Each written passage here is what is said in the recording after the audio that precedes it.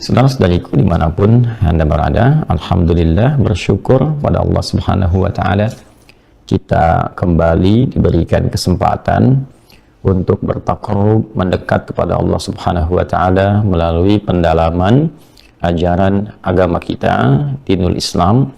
Semoga Allah Subhanahu wa Ta'ala senantiasa meningkatkan ketakwaan kepada kita semua, memberikan rahmatnya dan menjaga kita sampai dengan kembali kepada Allah dalam keadaan husnul khatimah. Untuk itu Rasulullah SAW umumnya seringkali berpesan dalam setiap kesempatan ta'lim, bahkan di khutbah Jumat beliau, dengan mengingatkan kita semua agar mampu meningkatkan takwa kepada Allah dengan cara yang benar, serius, dan menjaga itu sampai berpulang, seperti diisyaratkan di Quran surah ketiga Ali Imran di ayat 102. Ya ayyuhalladzina amanu taqullaha haqqa tuqatih wa la tamutunna illa wa antum muslimun. Hai semua yang telah menyatakan dirinya beriman kepada Allah Subhanahu wa Ta'ala, maka buktikan keimanan itu dengan meningkatkan terus takwamu kepada Allah secara serius, sungguh-sungguh, dan jaga peningkatan takwa itu, jaga sampai engkau berpulang kepada Allah sebagai muslim yang tunduk, yang patuh, yang taat kepada Allah Subhanahu wa Ta'ala. Semoga sampai detik ini hamba-hamba Allah yang beraktivitas namun belum beriman diberikan kemampuan, kekuatan agar dapat bersyahadat dan kembali kepada Allah dalam keadaan husnul khatimah. Semoga para pelaku maksiat, termasuk mungkin boleh jadi kita di dalamnya, dilembutkan hati oleh Allah Subhanahu wa Ta'ala agar mampu bertobat, memperbaiki sisa hidup, bermunajat dalam kemuliaan, dan kita berharap pula semoga wafat dalam keadaan husnul khatimah. Teman-teman, mengawali perjumpaan kita di awal bulan Rajab ini, kita akan meneruskan kajian di Aqsa Al-Quran Sunnah Solution yang Alhamdulillah telah sampai kita ke ayat 27 surah Al-Baqarah, dan sekarang kita akan coba kemas pembahasan-pembahasan ini melalui tema-tema yang sesuai dengan kandungan ayatnya, sehingga teman-teman mampu mengetahui sebelum belajar bahwa kandungan ayat dimaksud adalah apa yang akan kita kaji, apa poin-poinnya, apa hikmahnya, sehingga intisarinya bisa kita tuliskan, kita rumuskan dalam kehidupan. Jika itu petunjuk pada kebaikan, kita ikuti tentunya. Jika itu adalah pengingat pada hal-hal yang buruk, tentu kita akan tinggalkan dan jauhi itu dalam kehidupan kita. Waspadalah, waspadalah. Baik, kita akan masuk di ayat ke-27 di bagian akhir. Sebelumnya kita telah coba lengkapi di pembuka ayatnya dengan menerangkan bahwa korelasi ayat 27 dengan ayat 26, Allah mengisyaratkan di ayat ke-26 ada golongan-golongan yang menyimpang dari ketentuan yang telah Allah tetapkan, baik perkara yang ringan sampai perkara yang kompleks. Orang-orang yang menyimpang itu dikategorikan oleh Al-Quran dengan nama fasiqin. Fasiqin jamak dari kata fasiq. Akar katanya dari kata fasaqa. Sifatnya disebut dengan fiskun atau fusuqun. Ini menunjukkan sesuatu yang berlawanan dengan ketaatan. Jadi fusuk lawannya ta'ah. Ketika seseorang dari taat kemudian dia bergeser dari ketaatan itu dengan mengerjakan maksiat tertentu, maka pekerjaannya disebut dengan fasaq. Fa fasaqa an amri rabbih, maka dia bergeser dari ketaatan atau perintah Rabbnya. Maka pelakunya disebut dengan apa? Fasiq. Jamaknya disebut dengan fasiqin. Nah, Al-Quran mengingatkan ada 3 ciri pokok. 3 ciri pokok seseorang dikategorikan pada golongan fasik. Dan 3 ini diungkapkan oleh Al-Quran untuk mengingatkan kita agar menjauhi itu semua. Waspada, jangan terjebak di dalamnya. Karena ini yang paling penting, nanti ada konsekuensi ketika seseorang masuk dalam golongan itu, walaupun dia merasakan di dunianya mungkin ada kesenangan sementara, perasaan nyaman sementara, tapi sesungguhnya itu mengantarkan ia pada akhir yang sangat menjerumuskan, pada akhir yang sangat menestapakkan, dan ada ancaman yang sangat luar biasa di akhirnya, kan? Dan tanpa sadar, semua akumulasi yang ia rasakan menyenangkan itu sebetulnya sesuatu yang melipat gandakan keburukan di akhirnya, mengakumulasi semua keburukan-keburukan yang berkonsekuensi sangat membahayakan di akhirnya. Ya, nanti kita akan ungkap itu semua. Di pertemuan yang lalu kita telah bacakan ayatnya, bahwa dari ayat ini kita akan temukan, kita bacakan dulu di sini Al-Baqarah ayat ke-27. Ya, setelah Allah menyampaikan wa ma yudhillu bihi illal fasiqin di ayat ke-26, dan tidaklah orang yang tidak mampu mengambil petunjuk Allah itu, atau tidak mau mengambil ya kemuliaan yang Allah tunjukkan, kurikulum kehidupan, dia menyimpang atau bahkan menolak itu, kecuali golongan yang fasik, kata Allah. Karena ketika diberikan petunjuk di ayat ke-26 lewat perumpamaan, lewat isyarat, lewat kurikulum, dia menolak, bahkan mengolok-olok, bahkan memilih untuk bergeser dari jalur ketaatan, maka disebut itu orang fasik. Wa ma yudhillu bihi illal fasiqin. Dan tidaklah orang yang tak mampu mengambil pelajaran dari perumpamaan itu, atau dia menyesatkan dirinya sendiri, atau mengolok-olok, atau menjauh dari itu semua, kecuali orang fasik. Siapa orang fasik itu? Nah, cirinya 3. Alladzina yanquduna ahdallahi min ba'di mitsaqih, ya, yaitu pertama, orang-orang yang melanggar komitmen yang telah disepakati dengan Allah secara kuat. Nah, ini telah kita bahas di pertemuan awal saat menerangkan ayat 27 ini. Ada komitmen akidah, keimanan, ya kan? Asyhadu an la ilaha illallah, asyhadu anna Muhammadar Rasulullah. Saat mulai bahkan disepakati komitmen ini dalam kandungan. Usia 4 bulan saat roh ditiupkan terjadi komitmen. Di Quran surah ke-7 Al-A'raf ayat ke-172. Wa idh akhadha rabbuka min bani adama min zuhurihim dzurriyyatahum wa asyhadahum ala anfusihim alastu bi rabbikum qalu bala syahidna. Nah, kalimat bala syahidna itu komitmen awal, ya. Taqulu yaumal qiyamati inna kunna an hadza ghafilin. Jadi komitmen ini nanti ini yang akan diingatkan kembali saat terlahir. Dijaga lewat petunjuk, lewat kurikulum. Ada Al-Quran, ada Sunnah, Nabi mengingatkan, kemudian Nabinya meninggal, petunjuknya tetap abadi, diteruskan oleh para ulama, diperdengarkan setiap hari 5 kali agar ingat kembali dengan komitmen itu. Dan dibimbing sampai wafat, sehingga tidak ada celah untuk mengelak atau bahkan menolak. Saya nggak pernah tahu, ya Allah, saya lupa. Nah, ini kan diingatkan tiap hari 5 kali, ya kan? Nah, sekarang teknologinya semakin berkembang. Ada di YouTube, ada di Instagram, pengingat, ada di macam-macam lah yang bisa kita dapatkan semua itu. Nggak ada celah untuk mengelak, nggak ada celah untuk menolak, gitu kan? Nah, poin-poin ini telah kita bahas di pertemuan yang pertama. Jadi ada komitmen akidah, ada komitmen ibadah, ya, komitmen ibadah. Ada orang-orang yang sudah mengatakan beriman, bersyahadat, tapi malas ibadah atau bahkan tidak ibadah, tidak menunaikan salat, ya kan? Tidak mau puasa, tidak mau berzakat, maka ini juga mendapatkan ancaman. Hati-hati, ya. Katanya beriman, tapi hanya di lisannya saja, tidak dibuktikan dalam kesehariannya, dalam perilakunya. Maka hati-hati, termasuk golongan fasik. Hati-hati terkontaminasi penyakit fusuk. Ya, ini telah kita bahas tuntas di awal pertemuan, dari penyimpangan akidah menjadi kufur, gitu kan, atau musyrik atau murtad telah kita klasifikasikan, pun juga dengan penyimpangan komitmen-komitmen ibadah. Mohon teman-teman yang baru bergabung diakses kembali pertemuan sebelumnya sehingga ada korelasi pemahaman dari pertemuan awal sampai dengan kini. Yang kedua kemudian, wa yaqta'una ma amara Allah bihi ayyusal. Dan yang kedua, ciri yang terkontaminasi penyakit fusuk itu sehingga berpotensi terkena penamaan fasik adalah orang-orang yang sengaja memutus segala ketentuan yang Allah perintahkan untuk disambungkan. Nah, disambungkannya ada 2 kaitannya, kan? Telah kita bahas di pertemuan lalu, ada hubungan dengan Allah, bagaimana Allah menata diri kita untuk selalu terhubung dengan Allah. Ya, minimal dalam skema ibadah itu. Makanya disebut dengan sholat, ya. Sholat itu berarti doa. Doa itu sesuatu yang menghubungkan kita dengan Allah. Makanya kalimatnya menggunakan kata sholat, seakar dengan silah, gitu kan? Silah itu sesuatu yang tersambung dengan erat. Ya, makanya kan jamak dari kata sholat kan sholawat, ada wawunya di situ. Kalau kita nanti belajar tentang pertukaran tempat di huruf, ya kan? Nah, kita akan temukan setiap pertukaran itu menunjukkan kesan ketersambungan, ada kaitan di situ. Ya, misalnya ada kata sholat, ada kaitan dengan silah, ada kaitan dengan wusul atau dari akarnya wassalat. Ini nanti dari situ menunjuk kepada kesan sampai, terhubung. Ya, kenapa disebut salat? Karena ibadahnya menghubungkan kita dengan Allah Subhanahu wa taala. Fa idza qadaytumus salata fadhkurullah. Maka jika Anda telah tuntas mengerjakan salat itu, maka Anda akan terhubung dengan Allah. Maka yang belum terhubung, dia zikir. Ya, supaya bisa menghubungkan dirinya dengan Allah. Ya, terhubung itu merasakan ya kedekatan, merasakan taqarrubnya ada sehingga merasa diawasi, merasa dilihat, ya, merasa diperhatikan. Itulah sifat ihsan namanya.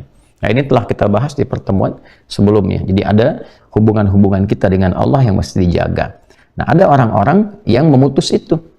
Ya, sampai tadi dia nggak sholat, tuh dia memutus beberapa hubungan yang harusnya dikoneksikan dengan Allah, sehingga sinyalnya terputus. Dari melemah terputus. Nah, kalau ada orang yang sedang malas-malas, ya kan, mohon maaf sekali, menunaikan sholat, ini indikasinya boleh jadi ada maksiat yang pernah dikerjakan. Ya, coba dicek. Atau dunia yang terlalu berlebihan. Hati-hati, maksiat yang diakumulasikan itu menyebabkan seseorang bisa terkena penyakit fusuk sehingga menjadi fasik. Ya, kalau sudah fasik nantinya malas ibadah. Kalau sudah malas nanti, nah ini yang berbahaya. Yang berbahaya mengantarkan kesibukan pada dunia, lupa dengan akhirat. Lama-lama anti pada ibadah. Nah, ini terakumulasi lagi. Nah, kemudian yang kedua adalah hablum minal makhluqat. Jadi yang pertama hablum minallah, ya, jalurnya tersambung kepada Allah, connectingnya kepada Allah. Yang kedua, connectingnya dengan makhluk. Nah, makhlukat ini dibagi-bagi. Ada kaitan dengan manusia, kaitan dengan hewan, kaitan dengan tumbuhan, kaitan dengan lingkungan. Maka di titik inilah kemudian kita telah sempurnakan di pertemuan yang sebelumnya, bahwa orang-orang yang memutus hubungan dengan manusia, misalnya hubungan kekeluargaan, hubungan persaudaraan, dengan melakukan tindakan-tindakan yang merusak, kita telah bahas kemarin ya, memprovokasi, sengaja bikin hoax, sengaja mengadu domba dan sebagainya. Nah, itu sesuatu yang berbahaya. Ini menunjukkan kena penyakit nih.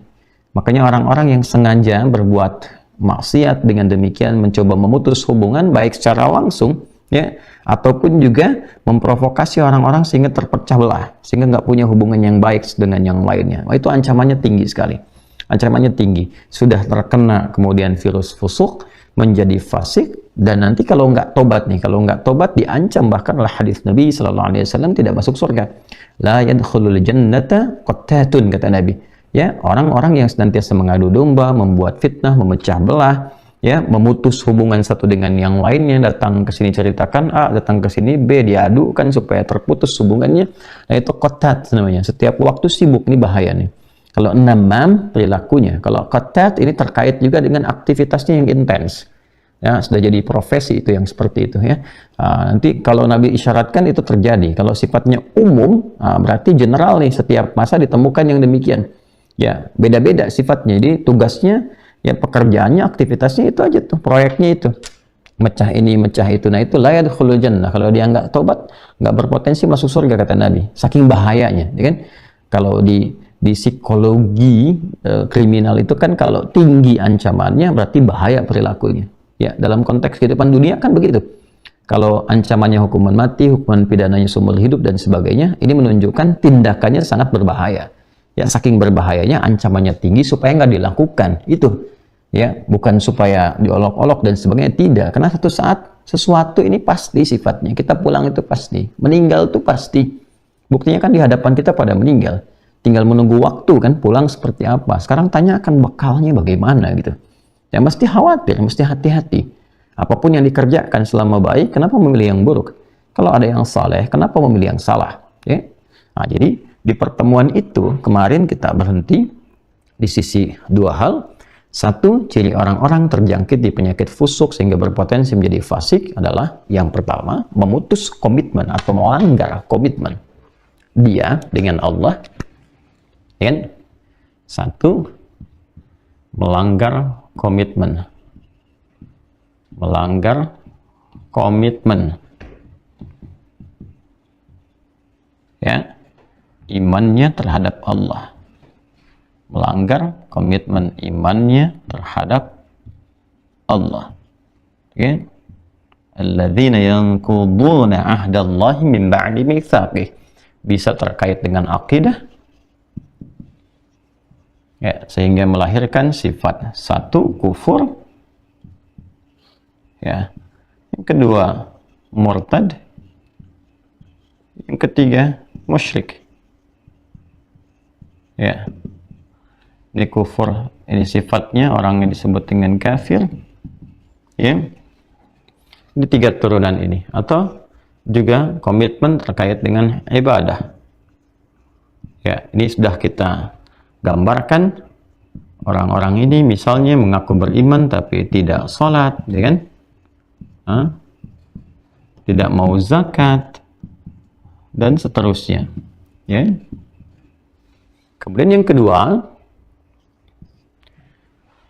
kita ingin teman-teman sekalian keluarkan ciri-ciri yang kita dapati dalam Al-Quran terkait orang-orang yang terkena penyakit fusuk, gitu kan? Kemudian kita turunkan adalah di antara yang pertama sudah selesai, yang kedua, kemudian wa yaqta'una ma amarallahu bihi ayyusal.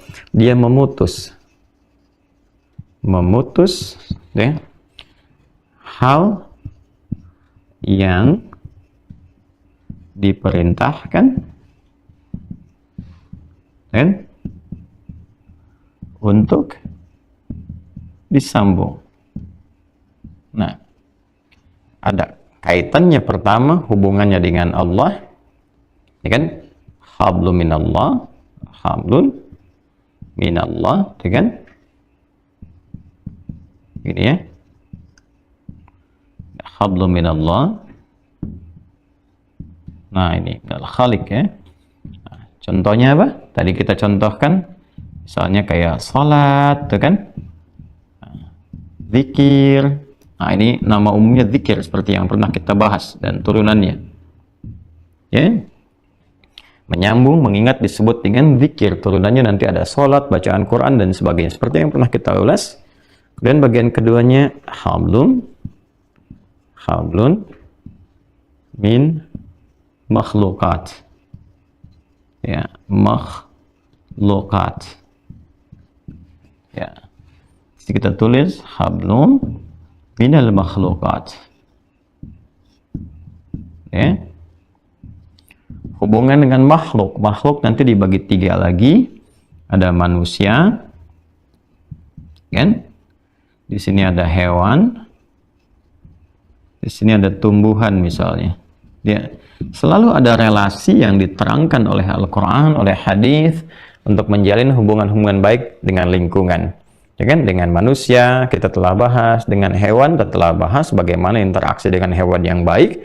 Jangan sampai ketentuan yang telah Allah terapkan itu kemudian dilanggar, ya. Pun demikian dengan tumbuhan. Ya, relasi dengan hewan tentunya banyak kita dapatkan, bahkan telah menjadi ilmu, ya. Bagaimana menjaga lingkungan, berperilaku dengan hewan, kan kita turunkan jadi ilmu kan? Bahkan ada satwa yang dilindungi, kan? Kan kita tempatkan dengan baik, ada satwa yang jadi tunggangan, ada satwa yang untuk jadi perhiasan hanya dilihat, ada satwa yang dimakan, kan?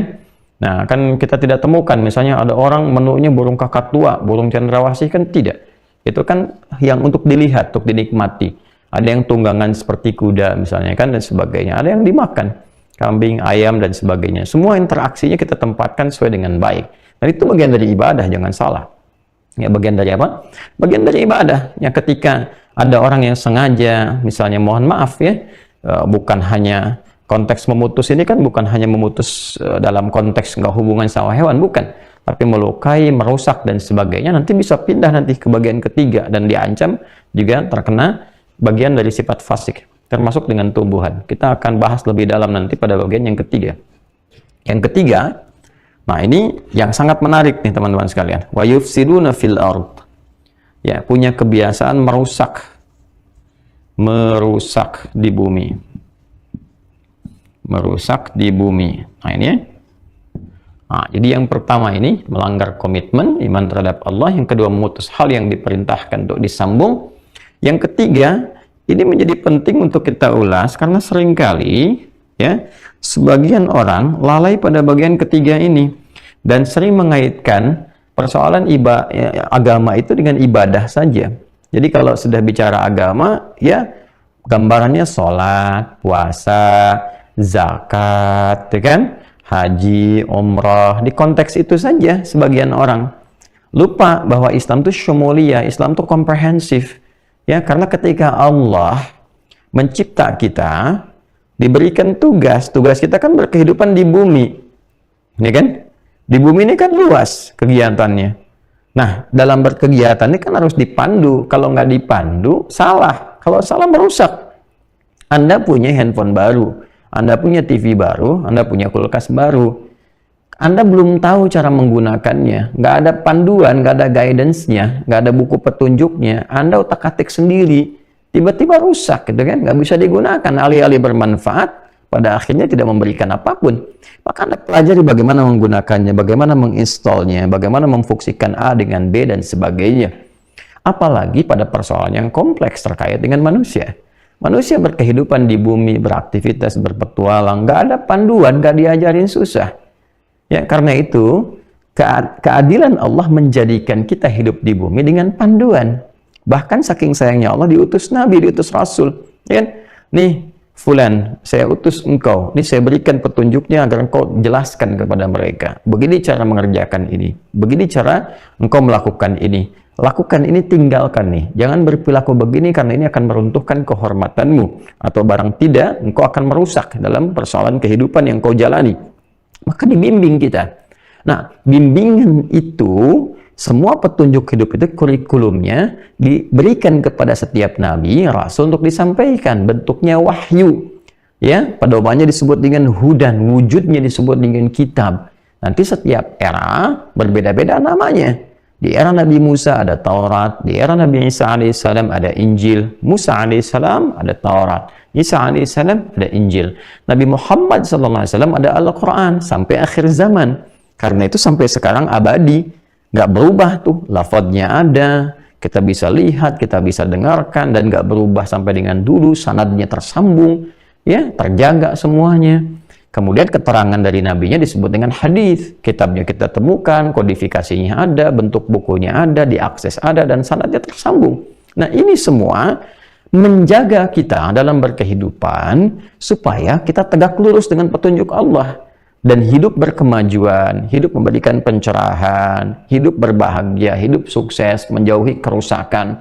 Nah, orang-orang yang mampu mengikuti ini pasti akan senafas dengan tujuan-tujuan yang telah Allah tetapkan. Nah, kan berhasil. Jahiliyah saja berubah jadi khairu ummah kok, bisa dilacak sampai sekarang. Coba lihat Mekah jadi bagaimana, Madinah bagaimana. Ya, saat risalah Islam dibawa ke Eropa, ke Iberia, Andalusia bagaimana, jejaknya masih ada kok sampai sekarang. Di Afrika Utara, event itu termasuk di Indonesia, di Nusantara pada umumnya kita bisa lihat, tapi bisa saksikan. Nah, apakah yang diatur sholat saja, puasa saja, haji umrah saja? Tidak. Ada bimbingan tentang ekonomi, bimbingan tentang politik, bimbingan tentang militer, bimbingan tentang tata kelola kehidupan, bimbingan tentang lingkungan, bimbingan menata diri dengan baik, bimbingan akhlak. Jadi ada akidah, ada ibadah, ada muamalah, ada akhlak. 4 pilar ini. Ya, 4 pilar ini menguatkan syahadat, pilar yang pertama. Ya, jadi poinnya teman-teman sekalian, ketika kita diminta berkehidupan fil ard. Nah ini. Ya, fil ard, tugas kita kan di ard. Al-Baqarah ayat 30. Wa idh qala rabbuka lil malaikati inni ja'ilu fil ardi khalifah. Ini tugasnya di al-ard. Nah, bersamaan dengan tugas ini diberikan petunjuk namanya hudan. Ya, Quran surah kedua ayat 38. Qul nahbitu minha jami'a fa imma ya'tiyannakum minni hudan faman tabi'a hudaya fala khaufun 'alaihim wa lahum yahzanun. Dalam konteks kehidupan di al-ard ini diberikan petunjuk supaya berperilakunya benar dan tidak merusak. Kalau salah kan pasti merusak. Nah, orang-orang yang merusak berarti dia bergeser dari petunjuk. Ya. Alih-alih dia berbuat soleh, dia berbuat salah. Dengan alih-alih dia berbuat baik, dia berbuat buruk. Artinya apa? Ketika seseorang berbuat sesuatu yang menyimpang dari taat, dia sedang berbuat maksiat, bergeser, lemah tuh dari petunjuk, lemah dari sesuatu disebut dengan maksiat.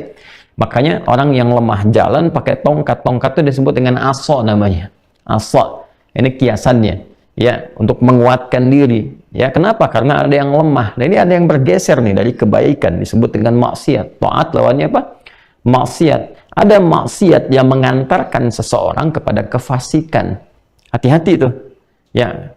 Apa diantaranya? Ini, kalau perilakunya sudah banyak merusak. Wa yufsiduna fil ard. Afsada Afsada yufsidu, yufsiduna fil ard. Nih, ciri yang ketiga, perilakunya merusak.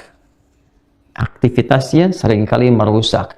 Jadi, Islam itu hati-hati mengingatkan kita bukan sekedar urusan beribadah saja.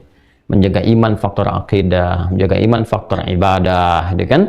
Menjaga muamalah kita dengan sama makhluk. Lebih dari itu, menjaga perilaku kita, akhlak kita, kepribadian kita, sehingga profesi apapun tidak merusak. Jadi ustadznya membimbing dengan cara yang benar, tidak merusak.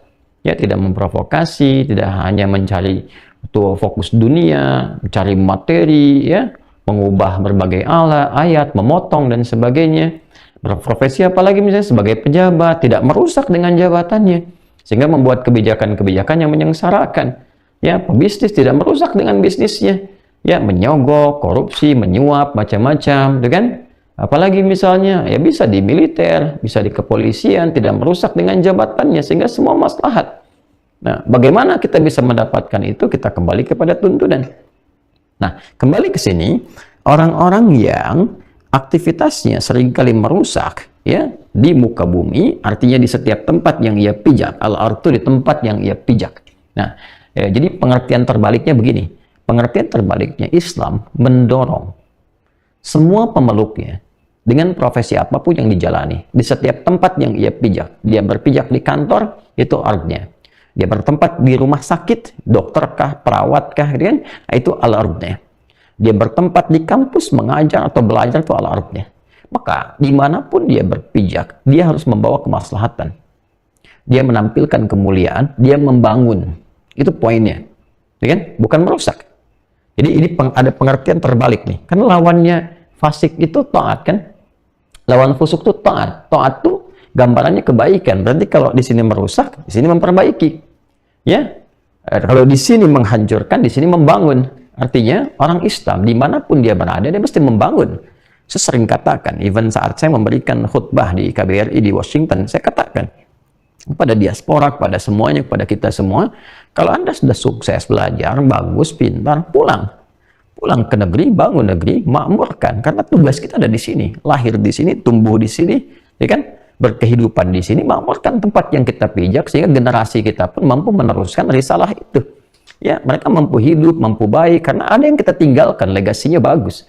Itu kan spirit di Quran surah 9 kan, ayat 122. Wa ma kana al-mu'minuna liyanfiru kaffa falawla nafara min kulli firqatin minhum ta'ifah liyatafaqahu fid din wa liyunziru qaumahum idza raja'u ilaihim la'allahum yahdharun. Kita bawa ilmu dari luar, belajar kemana-mana, pulang, ajarkan lagi pada masyarakat, kembangkan lagi supaya orang-orang lebih pintar dari kita di masa depan. Jangan seperti Adi Hidayat, harus lebih daripada itu. Jangan seperti si Fulan, harus lebih daripada itu. Karena tantangan di masa depan lebih kompleks daripada saat ini. Nah, itu pengertian terbaliknya, mafhum mukhalafahnya. Jadi, mesti berbahagia satu tempat, bangsa, negara, yang di situ ada orang Islamnya. Harus disupport orang Islam, supaya belajar Islam dengan benar.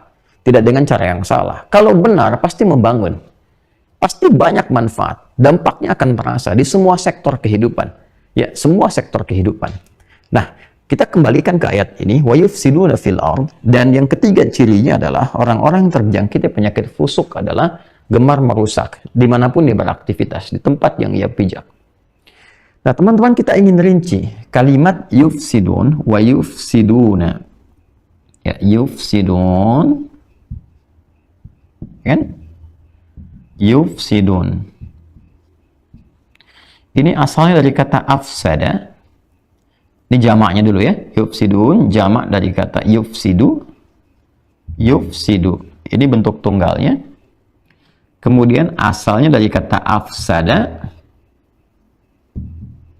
Ya, kata afsada ada penambahan hamzah dari kata fasada. Ya, fasada. Ya kan? Fasada sih sudah rusak. Fasada itu rusak. Afsada merusak. Jadi dari kata fasad. Nah, nanti kita akan temukan ya, nanti kita akan turunkan. Jadi nanti afsad, yufsid, yufsidun. Asalnya begitu. Ya? Dan ingat saya ingin tunjukkan bahwa ini kata kerja. Ya, jadi kalau ada ya, hamzah, kemudian nun, ta, anita, ya, hamzah, nun, ya, ta, ini menunjukkan kata kerja. Kalau di depannya mim, ya, mim, rumusnya MUI misalnya, ya, muhsin, mukhlis, apalagi muhsinun, mukhlisun, mu'minun, muslimun, nah itu kata benda.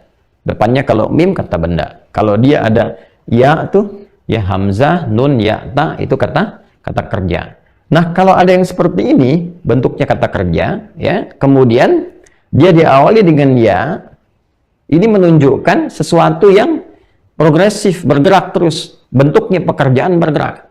Ya, jadi yang disebutkan oleh Al-Quran aktivitasnya nih. Cirinya ke aktivitas, bukan menunjuk kepada orang, aktivitas. Nah, inilah indahnya Quran. Ya, ke pekerjaan. Bukan ke orang. Jadi ketika menunjukkan sifat, ini loh pekerjaannya, ini aktivitasnya. Ya, seakan memberi kesan begini, kalau ada orang yang terjangkiti virus ini, dia menjadi fasik, maka perbaiki ini pekerjaannya nih. Perbaiki perilakunya. Ya, bukan mencemooh orangnya, bukan menjatuhkan orangnya, tapi memperbaiki perilakunya supaya dia berubah. Ya, karena itu pernah kan saya sampaikan kan, Fir'aun Fir'aunnya itu kan di Quran nggak diungkap namanya, identitas namanya nggak disebutkan, supaya tidak menyebabkan orang yang sama mendapatkan celaan yang serupa. Padahal boleh jadi orang lain yang memiliki nama yang sama tidak berbuat demikian, pekerjaannya yang salah. Karena itu ketika Musa alaihissalam, Harun alaihissalam diutus untuk meluruskan aktivitas Fir'aun yang merusak, menyalahgunakan wewenang jabatan kekuasaannya, maka kalimatnya apa? Idhaba ila fir'auna innahu tagha. Quran surah ke-20 Thaha ayat 43. Ya, sampai 44 itu. Ya, Musa dan Harun sekarang berangkat ke Fir'aun. Disebutkannya Fir'aun kedudukannya dari kata faraoh kan, raja gitu kan. Nah, kalau sekarang raja, presiden misalnya, kan, apalagi yang senafas dengan itulah pemimpin dan seterusnya. Datang ke situ. Nah, luruskan ada sesuatu yang tidak tepat dalam penggunaan wewenang, jabatan, kedudukannya. Jadi bukan ingin menjatuhkan orangnya. Dan risalah itu juga datang bukan menjatuhkan kekuasaan. Ya, bukan menjatuhkan tapi meluruskan. Dan kalimatnya indah, faqula lahu qawlan layyina. Maka luruskan dengan cara yang lembut. Ya, luruskan dengan cara yang benar yang membuat orang tidak tersinggung misalnya, ya kan? Atau tidak menunjuk unsur kebencian, bukan itu. Karena bukan ke orang, ya, ke pekerjaan, ke aktivitas. Dan ini sangat fair, sangat objektif sekali. Dan ini menunjukkan kasih, sayang. Jangan sampai orang berbuat salah, tapi juga dengan cara yang lembut, sehingga tidak menunjukkan kebencian, ya, yang kasar dan sebagainya. Itu sesuatu yang tidak elok, tuh. Ya, sehingga memunculkan apa? Nanti feedbacknya adalah defense dan saling menyerang. Ketika seseorang kasar, walaupun ingin meluruskan dengan cara yang kasar, orang kan nggak biasa dikasari, gitu ya. Nah, ini kembali ke sini teman-teman sekalian. Jadi yang pertama ketika menunjukkan kata kerja, ini yang salah nih aktivitas pekerjaannya. Nah, yang kedua, kalau dia menunjuk kata kerja, kemudian menggunakan kata gantinya, di situ ada dhamir ya, menunjuk kepada ya, dia, dan progresif sifatnya, ini menunjukkan perbuatan ini tidak berhenti ya di komunitas saat ayat diturunkan, tapi mungkin terjadi di masa-masa yang berbeda setelah itu. Makanya disebut mudhari kata kerjanya. Mudhari itu kalau bahasa Inggris gampangnya present, continuous, and future. Jadi presentnya bukan saat di masa ayat ini turun di era Nabi saja. Setelah era Nabi pun akan ditemukan perilaku orang-orang yang merusak. Karena kan setannya nggak mati saat itu juga, ya kan? Ya kan? Setan juga beranak pinak kan, berkelanjutan gitu kan, sampai dengan kiamat terjadi, sampai kembali kepada Allah tuh kan. Nah, makanya ini peluangnya akan terjadi di era Nabi ada, setelah era Nabi pun akan ditemukan. Karena itu petunjuknya abadi. Kalau menemukan yang begini, begini cara mengobatinya, begini cara mencegahnya, begini cara kamu supaya tidak terjebak di situ. Dipandu tuh. Nah, jadi ini menunjukkan setiap era akan ditemukan potensi orang-orang yang merusak dalam berbagai tempat di muka bumi, apapun pekerjaannya. Dan bentuknya jama, yufsidun, nih, nah, kalau sudah ada jama. Muslim satu, muslimun banyak, mukmin satu, mukminun banyak. Pokoknya yang ujungnya pasti jama, kecuali sobun, ya, sabun. Sobun tuh bahasa Arab, diambil ke bahasa Indonesia, jadi sabun, ya, dari bahasa Arab, sobun, sabun, ya, lagi mungkin soun ya, soun, tapi soun kan nggak jamak ya, satu. Nah, ini ya teman-teman, yufsidun itu jamak. Jadi maksudnya apa? Jamak ini bisa memberi kesan bahwa bisa jadi di satu tempat perilakunya banyak, atau di satu keadaan menyebar. Unitnya berbeda-beda, orangnya berbeda-beda, tapi perilakunya sama. Ya, kalau kita tarik dalam dunia kehidupan misalnya, taruhlah di dunia kampus, ya kan ada fakultas kan beda-beda. Satu kampus yang sama, fakultasnya beda-beda. Mungkin ditemukan siswa yang tidak ideal, guru yang tidak ideal, atau di pemerintahan kan ada kementerian, ada potensi. Nah, ada potensi di kementerian tertentu, ada potensi yang merusak. Kementerian B ada potensi yang merusak. Perbaiki. Ya, termasuk dalam kehidupan. Ya, Anda dalam membangun di perusahaan akan ditemukan divisi A, B, C ada potensi itu. Cegah sebelum itu terjadi, obati kalau itu terjadi. The pointnya, yufsidun. Ya. Nah, sekarang PR-nya adalah kita kembalikan bentuknya bagaimana nih? Nah, ini dia. Yufsiduna fil ard, potensi yang merusak ini ya di berbagai tempat yang bisa dipijak di bumi ini. Nah, ini wujudnya seperti apa? Ya, sehingga kita bisa kemudian identifikasi, dengan mengidentifikasi itu kita bisa cegah sebelum itu datang, kita bisa obati kalau terjadi dengan cara yang benar. Nah, maka teman-teman, di Al-Quran sifat ini ketika diungkap dalam bentuk karakter, sifat keadaan, nanti akan ditunjukkan langsung oleh lafadznya yufsidun, atau ditarik ke kata sifat dengan bentuk fasad, dan dibagi ke dalam 3 bagian utama. Ya, kita berikan batas dulu. Yang ketiga dibagi 3. 1, kan? 2, 3. Yang pertama, ada yang sifatnya majazi, majaz atau kiasan. Ya. Yang kedua, ada yang sifatnya hakiki atau real, pada perbuatan langsung. Oke. Ada yang ketiga, gabungan A plus B, ya. Kiasan plus real, nyata. 3 bagian ini. Nah, 3 bagian inilah nanti yang akan masuk pada kategori yufsiduna fil ard. Nah, sekarang bentuknya apa? Yang kiasan seperti apa? Ya, apakah merusak dalam arti misalnya bentuknya material, ya ada buku rusak, ada tempat rusak, apakah seperti itu, ya kan? Nah, kemudian yang real, yang hakiki bagaimana perilakunya? Mesti ada ya, cirinya, ya, sehingga kita bisa identifikasi, kita bisa jauhi. Termasuk gabungan antara kiasan dengan yang realnya. Nanti pembahasan 3 ini kita akan lanjutkan insya Allah setelah menunaikan sholat Isya berjamaah bersama turunan-turunan ayatnya yang akan kita ungkap, plus dengan penguat dari hadis-hadis Nabi Sallallahu Alaihi Wasallam. Akan tiba sejenak lagi Isya waktu Indonesia bagian barat dari Bekasi. Mohon izin teman-teman yang terhubung di berbagai wilayah termasuk di luar negeri, kita jeda sebentar menunaikan sholat Isya berjamaah, mendengar adzan, tunaikan sholat Isya, kemudian sholat sunnah, kita berdoa. Setelah usai kita kembali untuk melanjutkan bagian-bagian yang akan kita ulas sepenuhnya. Jeda sejenak, siapkan waktu Anda, teman-teman yang sudah dekat-dekat masjid disiapkan ya, dan sekitaran kita juga bersiap sholat dulu. Yang terhubung lewat tayangan ini pun yang ada di rumah dan sebagainya, simpan sejenak, ambil wudhu, siapkan, dan kita sholat lalu kita kembali. Subhanakallahumma wa bihamdika nasyhadu an la ilaha illa anta nastaghfiruka wa natubu ilaik. Assalamualaikum warahmatullahi wabarakatuh.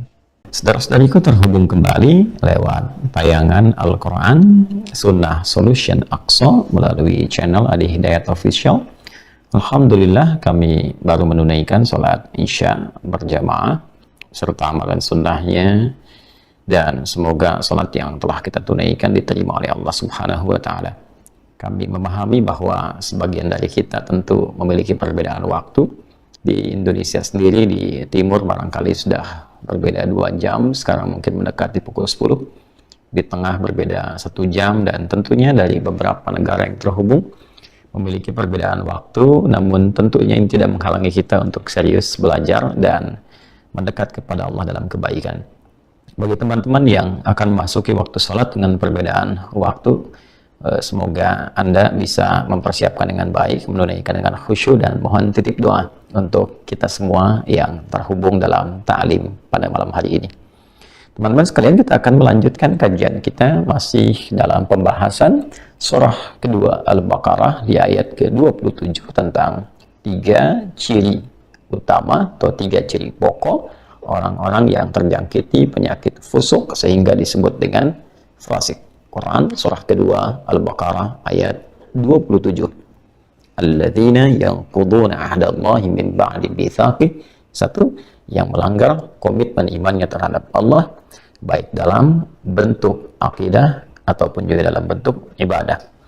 Yang kedua, wa yaqta'una ma amarallahu bihi ayyusal. Orang-orang yang sengaja memutus segala hal yang Allah perintahkan untuk disambungkan, baik terkait dengan hubungannya dengan Allah Subhanahu wa taala, hablum minallah, atau hubungan ia dengan makhluk, hablum minal makhlukat, manusia, hewan ataupun juga tumbuhan seperti yang pernah kita ulas.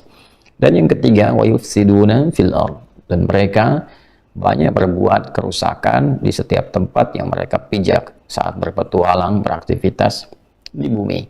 Kita telah uraikan kalimat yufsidun menunjukkan bentuk jamak, bukan 1-2 orang, dan kata ganti dengan menggunakan huruf ya memberikan kesan bahwa sifat perilaku ini akan berkelanjutan, tidak hanya berada di satu generasi. Bukan hanya di era Nabi SAW ditemukan sifat perusak, tapi juga era setelahnya, sahabat, tabi'in, sampai kini, sampai di masa yang akan datang ada potensi-potensi itu terjadi.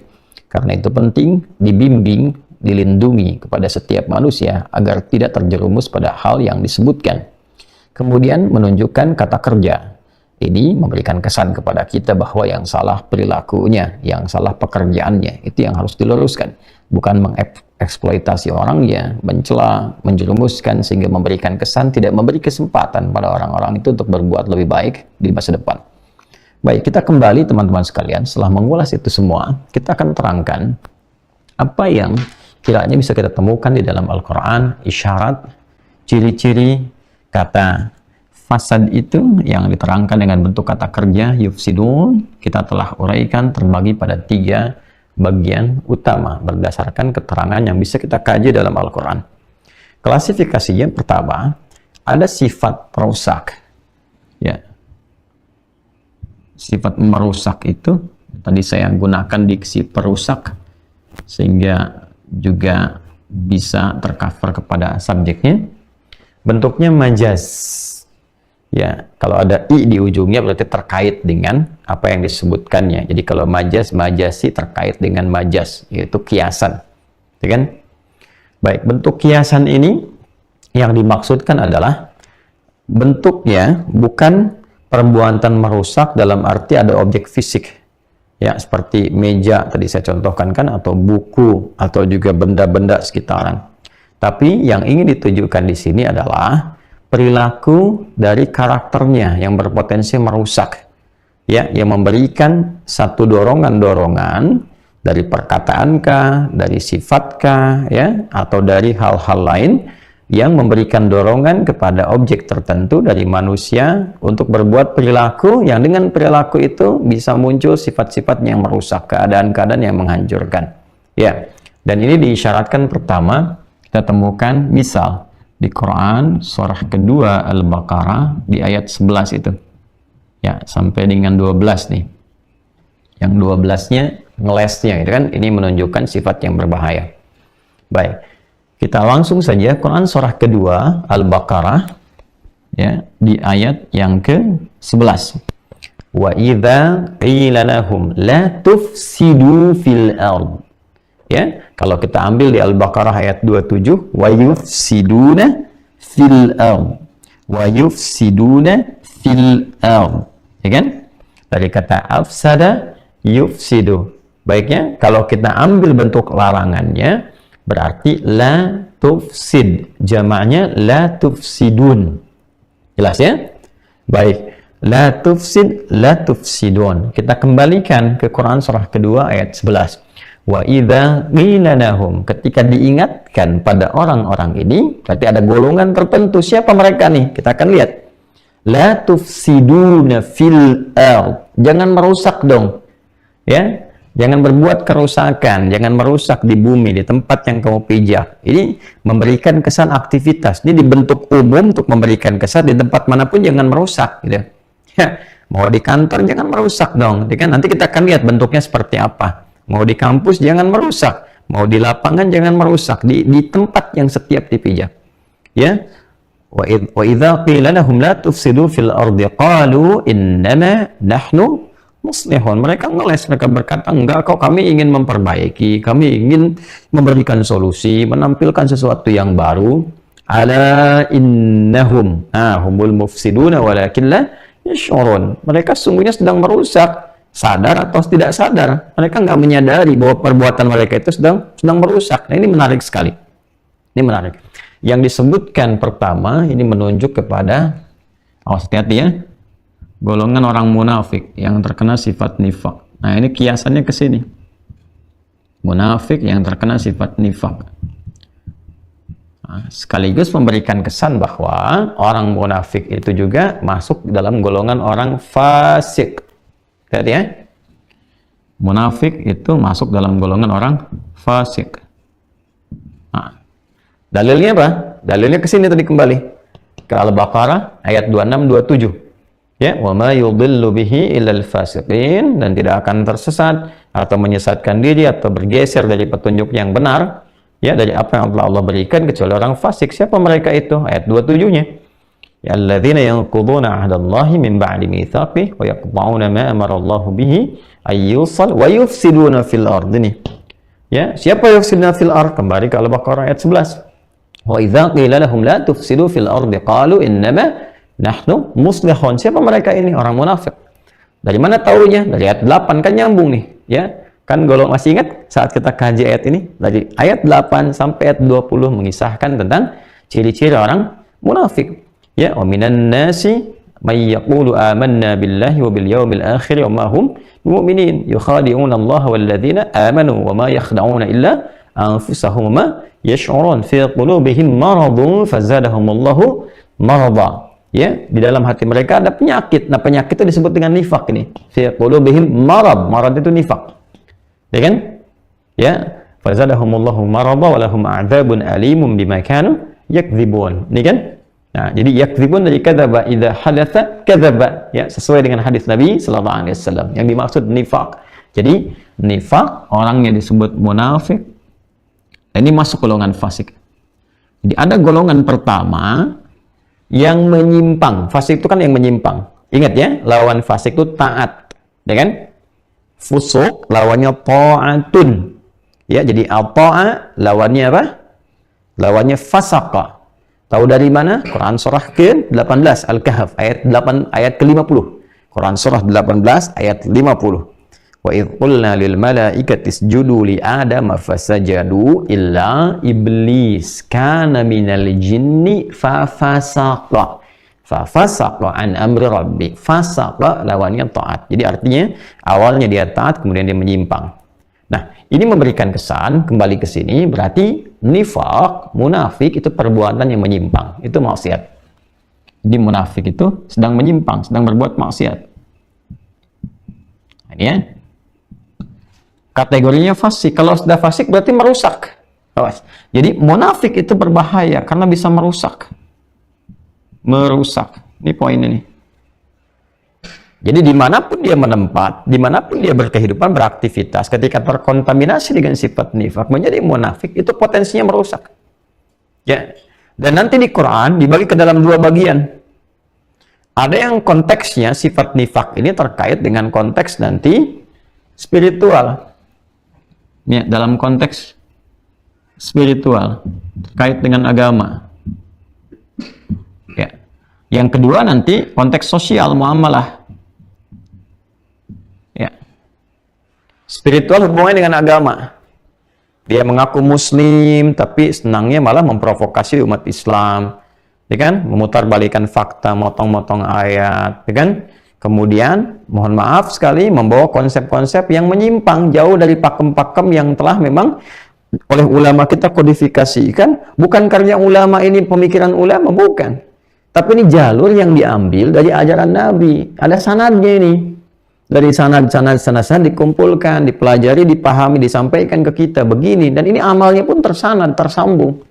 Ya, tiba-tiba datang orang mengatakan dia laki-laki, saya laki-laki, itu kan? Dia berilmu, saya pun belajar. Ya, hum rijal, nahnu rijal. La, hum rijal, antum gulam gitu. Mereka ulama, Anda siapa gitu. Tiba-tiba datang orang bikin pakem sendiri, ya kan, potong-potong ayat dibawa sesuai dengan hawa nafsunya.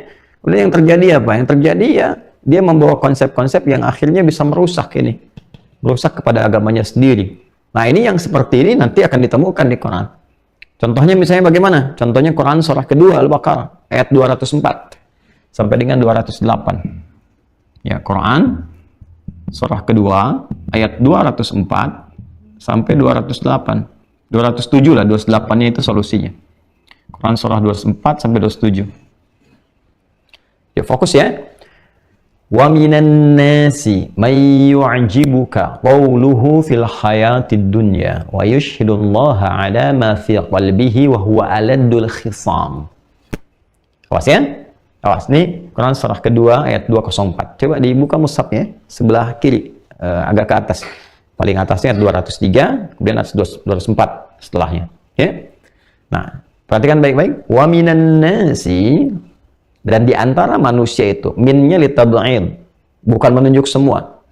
Ada sekelompok orang, gitulah mengartikannya. Ada sekelompok orang, may yu'jibuka qawluhu fil hayatid dunya, yang kalau sedang bicara, itu kalimatnya begitu menarik, retorikanya cantik, kata-katanya memukau. Tuh satu. Jadi ada orang yang kalau sedang bicara, beretorika, itu begitu memukau. Ya, menarik. Awas, hati-hati ya. Jadi ini memberi kesan bahwa sifat merusaknya dihasilkan bukan dengan tindakan-tindakan fisikal. Ya, awas ya. Tapi dengan apa? Dengan pemikiran tuh. Kan pikiran itu juru bicaranya, jubirnya kan kata-kata, lisan. Dengan tangan nanti tulisan. Makanya nanti pengganti lisan itu tangan. Ya, di surat Yasin masih ingat? Al-yawma nakhtimu ala afwahihim wa tukallimuna aydihim wa tashhadu arjuluhum. Jadi tangan ini bicara. Sekarang tangan bicara. Orangnya nggak ada ngetik tuh. Ya kan? Ngetik, bikin status, bikin ini, bikin itu, ya, motong-motong ini, motong itu. Nah, ini poinnya.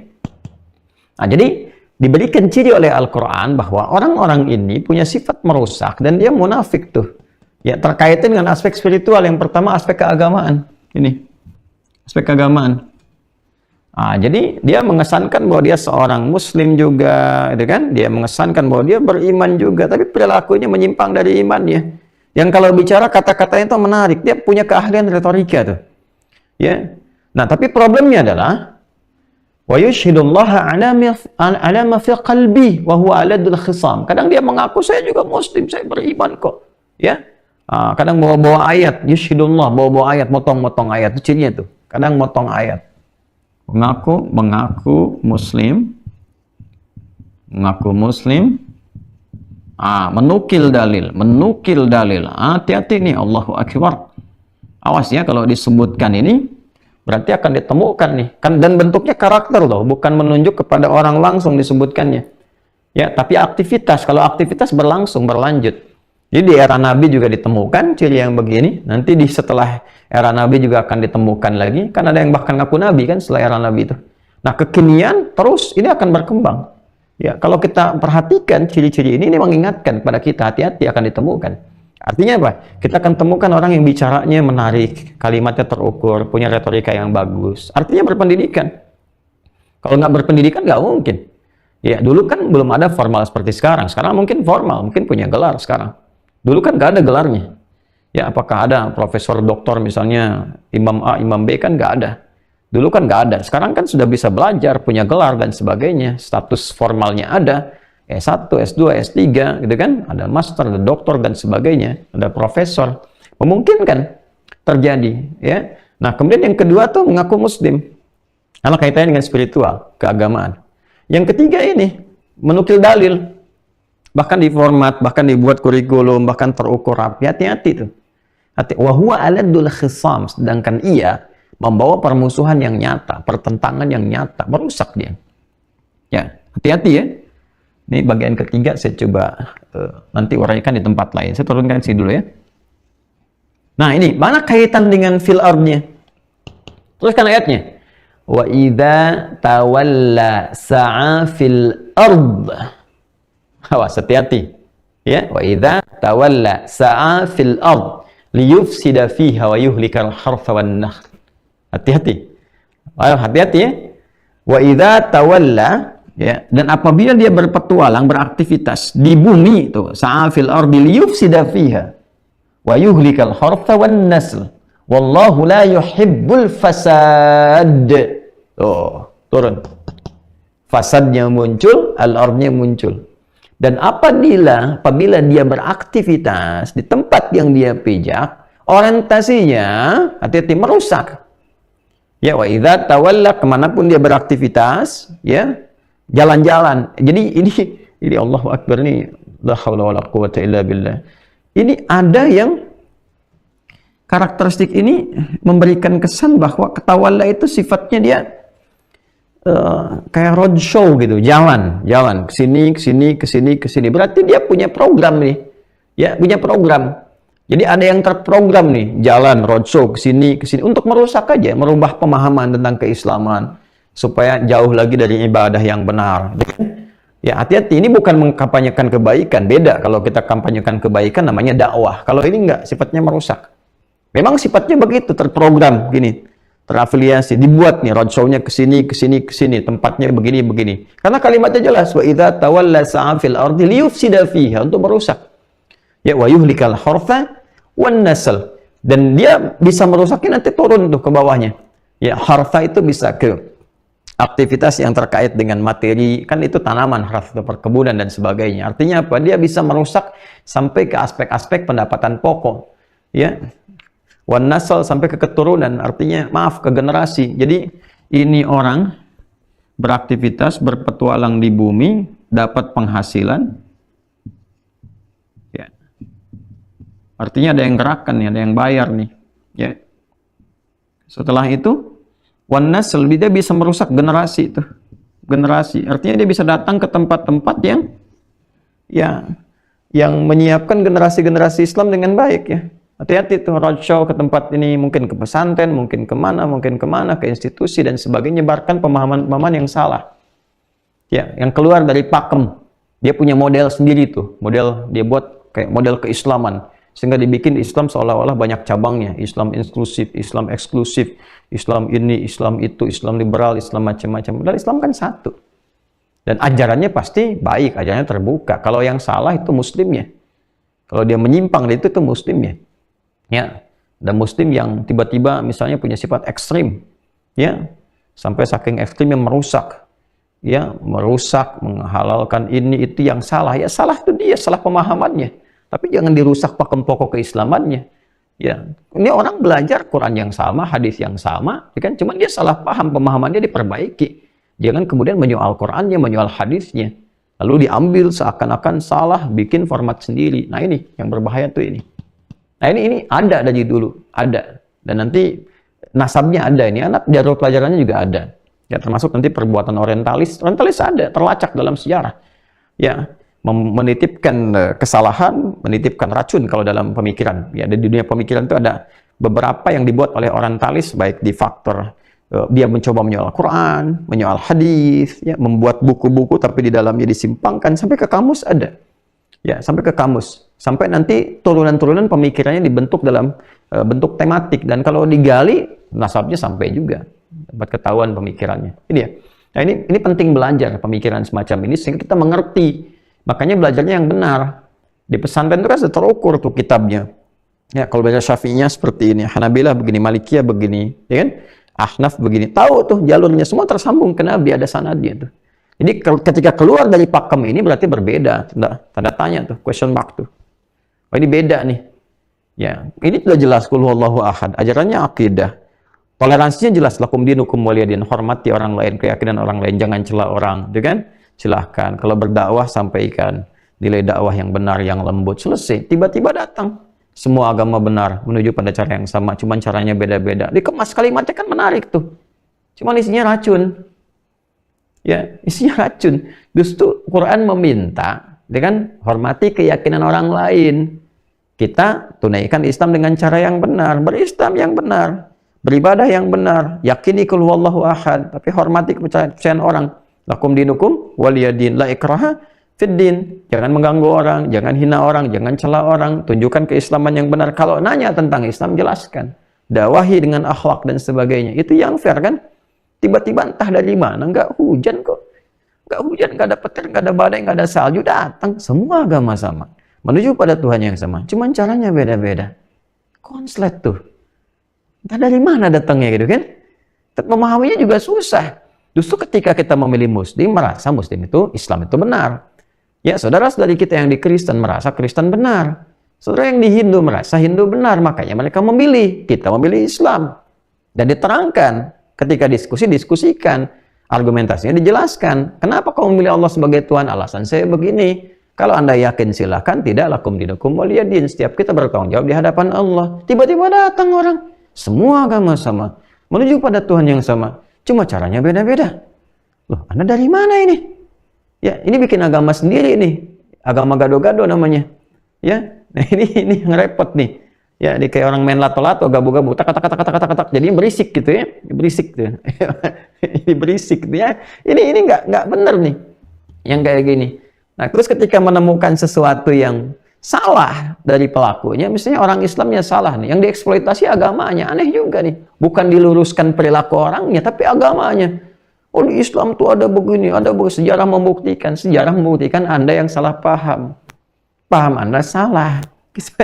Kalau Anda pahamnya salah, jangan menyalahkan tuntunannya. Kalau ada kegiatan, aktivitas, perilaku sejarah yang menyimpang, orangnya, bukan perilakunya. Joni. Ya, nah ini ya, teman-teman. Joni muncul lagi tuh. Nah, ini kembali ke sini ya, teman-teman ya. Nah, ini pasti terjadi nih. Ya.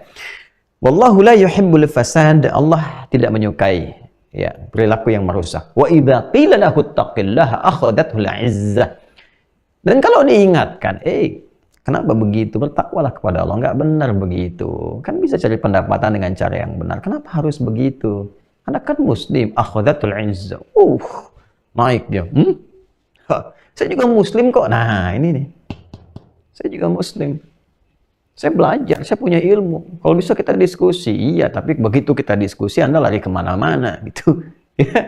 Akhadatul 'izzatu bil ithm. Bil ithm. Ya, jadi mengandung dosa karena ada kesombongan di dalamnya. Sombong, merasa benar, merasa sekolah tinggi-tinggi, padahal kita lacak di kampusnya nggak lulus misalnya, gitu kan. Kadang sekolahnya cuma berapa bulan, berapa tahun, ya. Atau lucunya belajar Islam tapi pada orang yang tidak sholat, kan lucu juga tuh. Bagaimana mengomentari Islam orang yang nggak pernah sholat, orang yang nggak syahadat, apa yang dipelajari di sana, ya. Nah ini hal-hal semacam ini teman-teman sekalian. Biasanya kalau kata Ibnu Khaldun tuh di tesisnya, karena merasa kagum yang berlebihan pada pencapaian dunia dari sosok tertentu atau lingkungan tertentu, sehingga menjadikan itu sebagai konsep ideal. Mindanya ke situ, worldview-nya ke situ, orientasinya untuk maju berkembang tuh begini gitu. Padahal nggak telusuri lagi. Ya, kemunduran yang dialami oleh orang-orang Islam, apakah ketika ia mengerjakan keislamannya atau menjauh dari tuntunan keislamannya? Buktinya dulu jahiliyah jadi khairu ummah, buktinya maju, ya. Nah, itu yang harus kita tarik kembali, dudukan lagi lihat, ya kan? Ya, saya juga waktu ke Amerika kan kita lihat maju sistemnya, tapi nggak dipersonifikasikan ke orangnya, karena itu sifat merusaknya juga banyak kita temukan. Secara sistem rapi, bagus, disiplin, kemajuan secara arsitektur, teknologi banyak. Tapi kan penembakan setiap hari kita dapatkan di situ. Penembakan, pembunuhan, perkosaan, belum lagi yang macam-macam, yang zina, yang macam-macam, LGBT bebas bisa berekspresi gitu kan. Nah ini tidak ideal, hidup yang tidak ideal. Ya, mau didapatkan bangunan tinggi-tinggi gitu kan, tapi hatinya orang-orangnya gelisah, nggak tentram, kekacauannya banyak, kegelisahannya tinggi. Di Jepang juga bagus, ekspresinya, disiplinnya bagus, rapi, kelihatan tenang, tapi tingkat stres dan bunuh dirinya kan tinggi. Ya, kalau seperti itu ya nggak usah ngambil contoh dekat-dekat seperti ini. Yang kita tarik ke belakang sebagai inspirasi, ada kaum Ad, ada Thamud, ada Ashabul Aika, yang peninggalannya sampai sekarang masih ada. Di Mesir juga piramid masih kokoh, Mereka arsitekturnya hebat, tinggi, pasukannya hebat-hebat, tapi apakah membawa kemaslahatan, kebahagiaan? Tidak. Ya, kita kembali ke sini teman-teman sekalian. Nah, ini berbahaya. Jadi intinya dari sini kita diminta untuk belajar menemukan guru yang benar. Guru yang benar. Nah, karena itu di dalam kitab-kitab hadis ya menurunkan nanti isyarat-isyarat Al-Quran, nanti diurutkan sampai Imam Muslim itu di jilid pertama di Sahih Muslim. Kalau di Syarah Imam Nawawi itu ada 9 jilid, di jilid yang pertama itu ya. Itu menarik sekali. Nanti ada pembahasan babul isnad minad din. Belajar itu yang guru bersanad, yang kualifikasi kodifikasinya jelas itu yang pokok, yang penting dari agama. Jadi kalau gurunya benar, ini pasti dapat agamanya juga benar. Tapi kalau gurunya salah, pasti akan menyimpang. Ya kan? Nah, ini poinnya teman-teman sekalian. Jangan sampai dapatkan yang begini nih. Mengaku muslim, punya gelar merasa tinggi, muncul bahkan jadi masuk di institusi pendidikan, ngajar, tapi kok aneh gitu. Karena nanti di nomor hadis yang 11 ke 12-nya, 11 ke 12 ini akan disebutkan.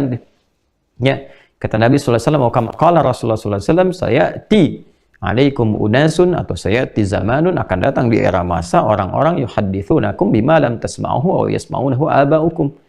Ya, ada orang-orang yang ngajar kepada kalian, kalian dengar dia ceramah, kalian dengar dia seminar, ngasih stadium general, kalian merasa kok aneh ya, kok begini gitu materinya. Jangankan Anda, orang-orang dulu pun kalau dengar aneh juga tuh. Itu kan? Kata Nabi, iyyakum wa iyyahum, hati-hati dengan mereka. Bahasa kitanya waspadalah, waspadalah, gitu kan? Waspada ini karena bisa merusak iman bahaya akhirat. Ya kan, kalau sakit gigi ya mungkin kita bisa berusaha obati macam-macam, tapi kalau sakit hati ya, sakit hati itu kan tertingginya sakit iman. Ya, hati itu kan sakit iman, iri, dengki, riya, sum'ah, itu sakit iman namanya, dan akumulasi disebut dengan nifak. Ya. Nah, jadi yang paling bagus apa? Jangan sakit hati, jangan sakit gigi. Ya, karena kan ada yang bilang lebih baik sakit gigi daripada sakit hati ini. Jadi jangan sakit hati, jangan sakit gigi. Lebih baik sehat-sehat semua ya. Nah, ini teman-teman sekalian ya. Nah, ini. Jadi ini cirinya nih, ini pasti ditemukan nih, pasti ditemukan setiap masa. Maka mesti hati-hati kalau yang begini jangan difasilitasi, dan mohon intelektualnya muncul, jangan diam. Yang paham ini muncul. Dudukkan jadi ruang diskusi. Jadi jangan dibiarkan yang seperti ini datang kepada orang awam, datang ke pesantren, datang ke ini, terus bawa gelar tinggi, saya baru dari luar, dari begini, dari begitu, saya juga baca kitab gini, nggak tahu bacanya tuntas apa enggak, pemahamannya bagaimana. Tiba-tiba datang ke orang awam nggak ngerti, hanya takjub, pintar, bagus, dibawalah mereka, dicuci keluar, pulang-pulang jadi makin aneh juga gitu. Ya, jadi yang intelektualnya mesti muncul, difasilitasi itu. Mana para pemikir-pemikir itu muncul keluar, ya. Bicara tuh, fasilitasi, bikin podcast apa, nanti kita undang lah ya, supaya bicara nih tentang aliran ini kemana, dan seterusnya. Banyak ya, kita punya orang-orang hebat kok. Ya, ada Gus Fahmi itu ya, Bizarkasi itu kan luar biasa tuh yang di Gontor. Siapa lagi, Pak Adin Armas tuh ya. Siapa lagi tuh, ada Dr. Ugi ya, Sugiharto dan teman-teman yang kan pemikir-pemikir tuh. Ya, ada Dr. Syamsuddin Arif tuh, berapa beliau punya riwayat, punya bahasa. Bagus-bagus itu, muncul. Ayo muncul teman-teman tuh ya. Nah, jangan cuma di tulisan aja. Ya, kita fasilitasi itu supaya muncul, supaya berkembang, keluar, bicara, dan coba buka ruang dialognya tuh. Ya. Ya, apa namanya? Ada ILC ya, Islam Lawyer Club. Ini para pemikirnya kumpul, intelektual. Jadi apa? Intelektualnya kumpul tuh. Ya. Diskusi, bicara, nggak apa-apa. Jadi kan kita melihat tuh, kan berimbang ilmunya. Ini yang begini, kita bisa menyimpulkan. Jadi kalau ini bicara, nah ini juga bisa bicara. Jadi adu pandangan, argumentasi fair, objektif. Jadi ada ranahnya tuh di intelektual, bicara yang benar, yang lurus gitu kan. Jadi kita bisa timbang, ya mana yang A, mana yang B, analisisnya bagaimana. Kita temukan objektifnya. Nah di situ baru kita telusuri. Nah jadi ruangnya berimbang di sini. Dan akan maslahat sifatnya. Ya, kalau begini saya senang gitu, terbuka, ada diskusi, dialog. Ini ya teman-teman, gambarannya seperti itu gitu. Nah, kemudian yang selanjutnya masuk kepada ini ya, hakiki yang real. Ya, yang hakiki yang real. Jadi ada yang tadi sifatnya ini majaz, kiasan, dan ini akan ditemukan, mesti hati-hati ya. Di eranya mesti hati-hati. Ya, termasuk dia nanti klaimnya sekarang bisa macam-macam tuh. Tuh nanti apa kameramen saya sampai batuk tuh saking ini penting tuh ya. Ya, jadi mesti hati-hati teman-teman. Jadi kadang-kadang gelarnya juga sekarang bertambah tuh, ditambahin ustadz kah, tambahin macam-macam kah, kiai kah, macam-macam kah. Jadi alirannya banyak-banyak nanti nih. Ya. Nanti bisa ada yang terkait dengan materi.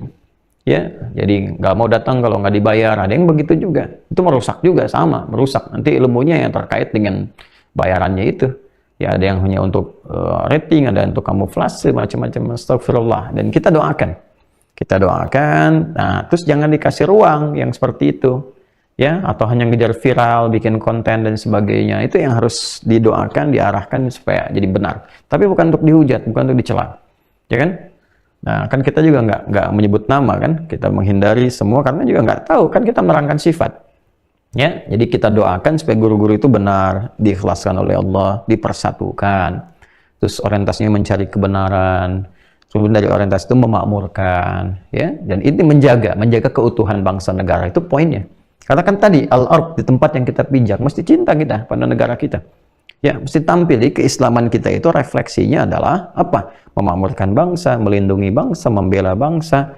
Ya, dari apa saja misalnya, dari macam-macam, termasuk dari pemikiran-pemikiran dari luar yang merusak. Ya, Bung Karno kan dulu begitu. Ya, selanjutnya Pak Harto kan demikian juga. Ya, Pak Habibie walaupun dengan teknologi dari luar, tapi kan menjaga juga budaya kebangsaan kita. Ya, termasuk aspek-aspek beragama. Ya, diingatkan itu mesti ada. Jangan sampai nanti ada penetrasi pemikiran dari luar datang yang merusak. Pada akhirnya nggak ada cinta bangsa, cinta negara. Yang dirusak pertama kali iman. Sila pertama itu kan Pancasila, ketuhanan. Ini mesti kuat agamanya, ketuhanan yang Maha Esa. Kalau imannya udah luntur, ya coba lihat di anak-anak kita tuh di sekolah-sekolah itu.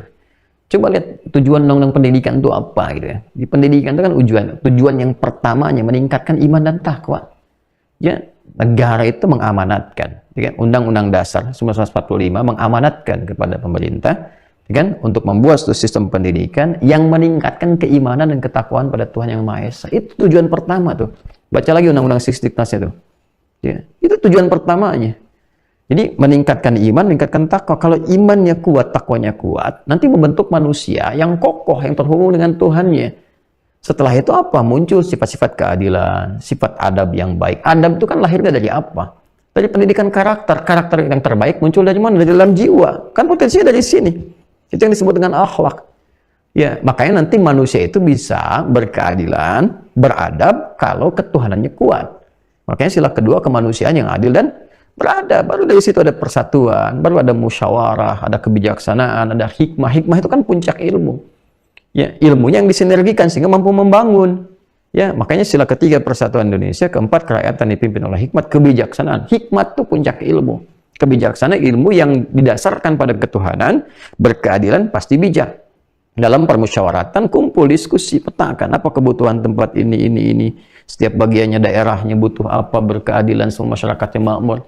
Ya, baru ujungnya yang kelima kan keadilan sosial bagi seluruh rakyat Indonesia kalau ditarik ke Pancasila. Tapi sebagai muslim kita punya tanggung jawab mencintai negeri ini. Hadir bagian pertama untuk membangun. Apapun Anda arsitek, Anda dokter, Anda macam-macam, ayo berkhidmat dan niatkan sebagai ibadah supaya punya nilai di hadapan Allah. Itulah identitas kita. Nah, itulah bentuk komprehensivitas dalam beragama. Maka itu dijelaskan di ayat 208. Kalau ini kan 27 nih sampai sini. 28-nya kan apa? Ya ayyuhalladzina amanu dkhulu fis-silmi kaffah.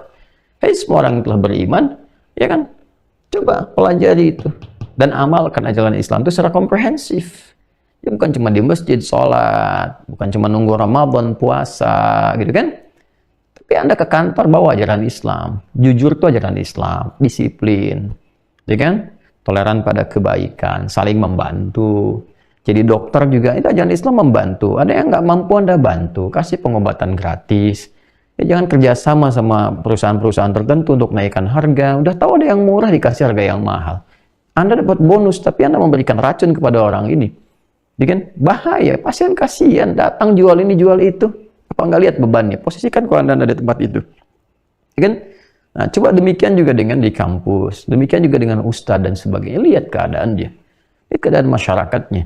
Yang datang ke daerah, orang-orang iuran jual ini jual itu hanya untuk datang mengundang Anda, ya.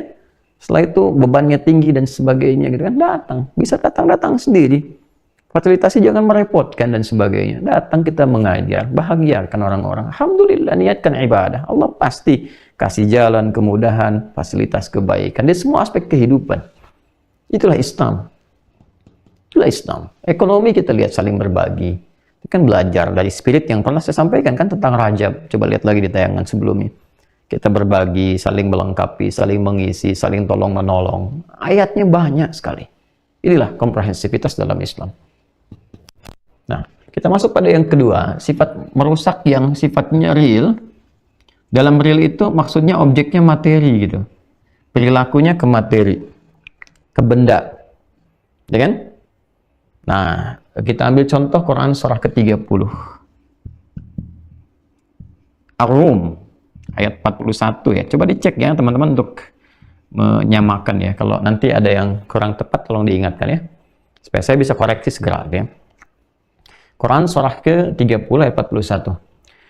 A'udzubillahi minasyaitonir rajim. Bismillahirrahmanirrahim. Dhaharal fasadu fil barri wal bahri bima kasabat aydin nas. Ya, dhaharal fasad, nampak kerusakan. Fasad kan dari sini nih. Afsada yufsidu ifsadan wa fasadan. Seperti a'ta yu'ti i'ta'an wa a'ta'an.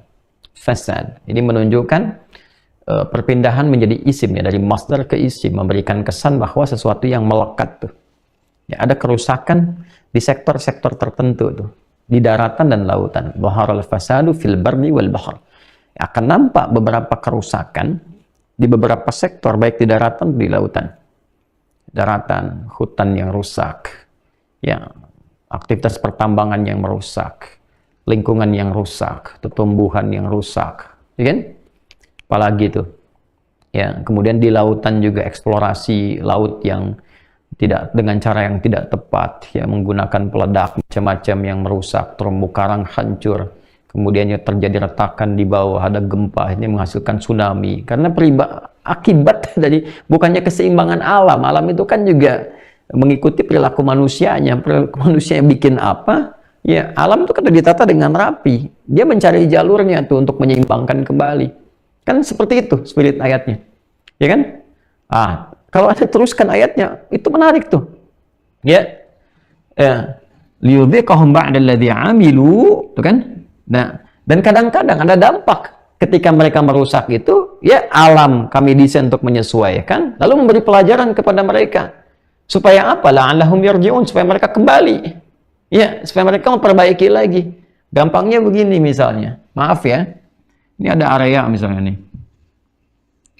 Area ini udah jelas nih.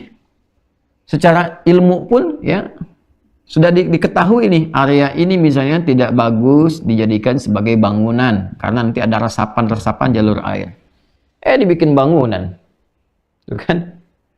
Yang paling repot adalah ketika ini misalnya dataran tinggi nih, ada penahannya, ada serapannya dalam bentuk misalnya tanam-tanaman. Ya, ada tumbuhan, ada macam-macam. Digali, tidak diseimbangkan lagi, ya, dibikin kemudian bangunan-bangunan resapan hilang. Yang terjadi apa? Hujan kan normal, hujan itu akhirnya apa? Liyudhiqahum ba'dalladzi 'amilu. Yang repot adalah ketika terjadi kerusakan, karena ini rusak nih, jalur airnya dihambat, ya, dia nyari jalur kan, jadilah banjir, ya. Pohonnya ditebang macam-macam, nggak diperbaiki, badang akhirnya, banjir badang.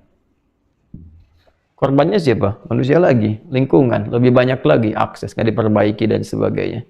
Ini bagian dari penyimpangan, terindikasi fasik juga.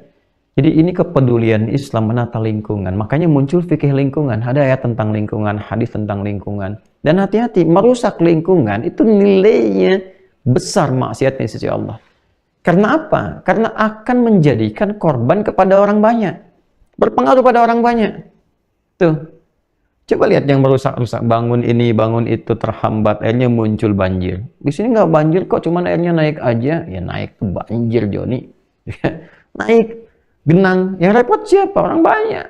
Udah bangun, rusak. Peralatan. Berapa banyak? Siapa yang nampung? Siapa yang rugi?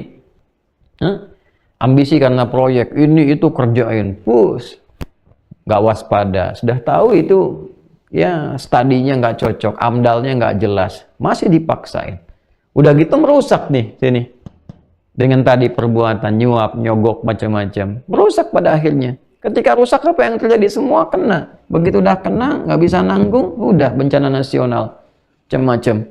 Diminta ini, diminta itu, yang kena siapa? Banyak orang. Makanya orang-orang yang sengaja merusak lingkungan itu disebut kategori fasik karena merusak yufsiduna fil ard. Ini. Dan ini kecam oleh agama. Nggak boleh begitu. Yang ada itu maslahat. Ya, kalaupun ada aktivitas penambangan misalnya boleh, ada kok ayat-ayat di Quran tentang batu bara, ada di Quran tuh, tentang minyak ada, isyarat minyak di lautan offshore ada bisa diriset, bisa digali, bisa dikembangkan jadi ilmu lagi. Tapi juga dituntun, dibimbing bagaimana mengeksploitasi sesuatu dan diperbaiki kembali, ya kan? Perbaiki lagi. Kalau masuk ke hutan, didata dulu kan, sekarang ada juga ahlinya tuh, ahlinya ada.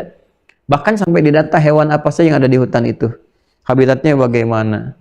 Terus cara ingin mendapatkan bagian dari itu yang akan dikemas nih, untuk kepentingan industri tertentu, masuknya lewat mana dulu, jangan semuanya ini dulu. Nanti begitu pindah yang ini perbaiki lagi.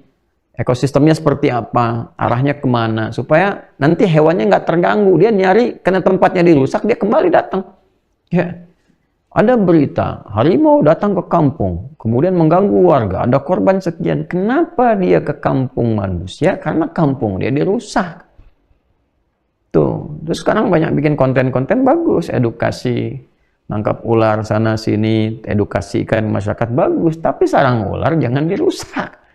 Begitu dirusak sarang ular, ularnya keluar, nyari-nyari, tinggal di tempat-tempat orang dan sebagainya, ya. Nah, itu yang ditunjukkan, perbaiki lagi, rapikan lagi. Ini beberapa hal yang kiranya penting untuk kita pelajari gitu. Jadi ada sang pertama tadi saya sampaikan, yang kedua sifatnya ke lingkungan, jelas.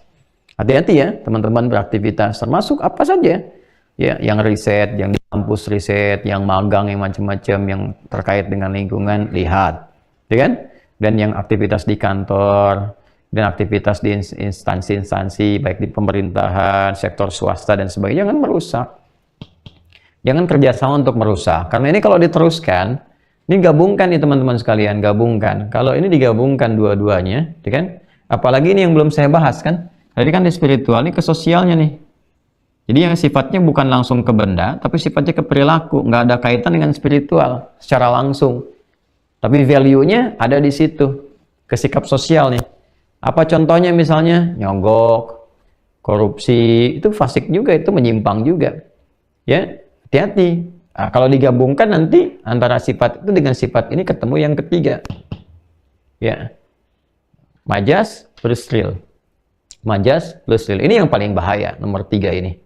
Dan ini juga yang menjadi kekhawatiran malaikat. Ketika Allah tampakkan sifat manusia yang punya potensi nafsu, kan malaikat dan mengklarifikasi, bertanya kepada Allah. Allah jelaskan. Ini aku kasih panduan begini, dan sebagainya. Itu ada di Quran surah kedua ayat 30. Al-Baqarah. Kemudian nanti yang dari Allah pembekalannya untuk memahamkan malaikat supaya mereka mengetahui potensi kebaikan manusia yang unggul. Ada di ayat 31 sampai dengan di ayat 33-nya, ya kan? Nah, di ayat ke-30 kita bacakan wa idz qala rabbuka lil malaikati inni ja'ilu fil ard khalifah. Ketika Allah menyampaikan kepada para malaikat dan sebagian jin di masa itu bahwa Allah akan mencipta makhluk baru dengan tugas yang spesifik. Tugas ini nggak bisa diemban oleh malaikat, nggak mampu diemban oleh jin. Harus manusia. Khalifah fil ard. Khalifah itu nanti punya 2 turunan makna. Pertama makna saling menggantikan. Khalafa ba'duhum ba'dha. Jadi saling menggantikan. Ya. Jadi manusia itu disebut dengan khalifah karena kehidupannya akan saling menggantikan. Ayahnya meninggal, anaknya datang. Anak meninggal, cucunya hadir. Seperti itu, nggak ada yang abadi sifatnya. Yang kedua punya makna memakmurkan, membangun, menyukseskan. Nah, karena ini amanah bagi kita semua. Saya misalnya lahir di Indonesia, tumbuh berkembang di Indonesia, amanah saya Indonesia, harus cinta Indonesia. Di tempat saya berpijak, saya mesti makmurkan. Kegiatan saya untuk mendukung kedaulatan negeri ini, kan? Dengan apa yang kita punya faktor agama, maka dengan agama kita bimbing masyarakat supaya nggak terpecah, supaya mencintai negeri, supaya mengekspresikan agamanya dengan baik, dengan benar, saling mencintai, membangun, tapi juga membangun kesolehan, hubungan dengan Allahnya kuat. Itu poinnya. Dan setiap kita dengan profesi itu membangun, melihat, ya kan? Qalu ataj'alu fiha man yufsidu fiha. Ataj'alu fiha man yufsidu fiha. Afsada yufsidu ini. Wa yasfikud dima, ya Allah, apakah yang ditugaskan ini yang punya potensi nafsu itu yang mungkin merusak atau menumpahkan darah. Nah ini. Nah ini gabungan nih. Kalimat yufsid itu gabungan antara ini. 2, 1 dan 2. Nah, kiasan dan real. Ya, baik. Tahu dari mana? Kata-katanya lengkap, mencakup semua. Ya, mayyufsidu fiha wa yasfikud dima. Ini poinnya, gabungan keduanya. Jadi ada kiasan, ada real. Yufsid, menentang engkau ya Allah dengan sifat nifaknya, mengeksploitasi agama, gitu kan? Berbicara seakan-akan benar, ini padahal dia datang membawa konsep yang merusak dan sebagainya, roadshow sana sini. Atau dia seakan menyampaikan agama, padahal dia kedoknya hanya untuk menipu, ada dukun pakai jubah, pakai macam-macam. Atau sebaliknya, mengajar hanya untuk memberikan fatwa atas dasar pesanan, mengeksploitasi ayat, dan sebagainya, mungkin ditemukan. Ya kan? Di semua faktor kehidupan, dibawa kemana aja. Mau dibawa ke politik, mau dibawa ke ekonomi, ke macam-macam. Atau ada yang sosial sifatnya. Ya kan? Dia nyogok, dia korupsi, interaksi muamalah dalam kehidupan, sifat-sifat sosial. Ya kan? Dia nifak nih.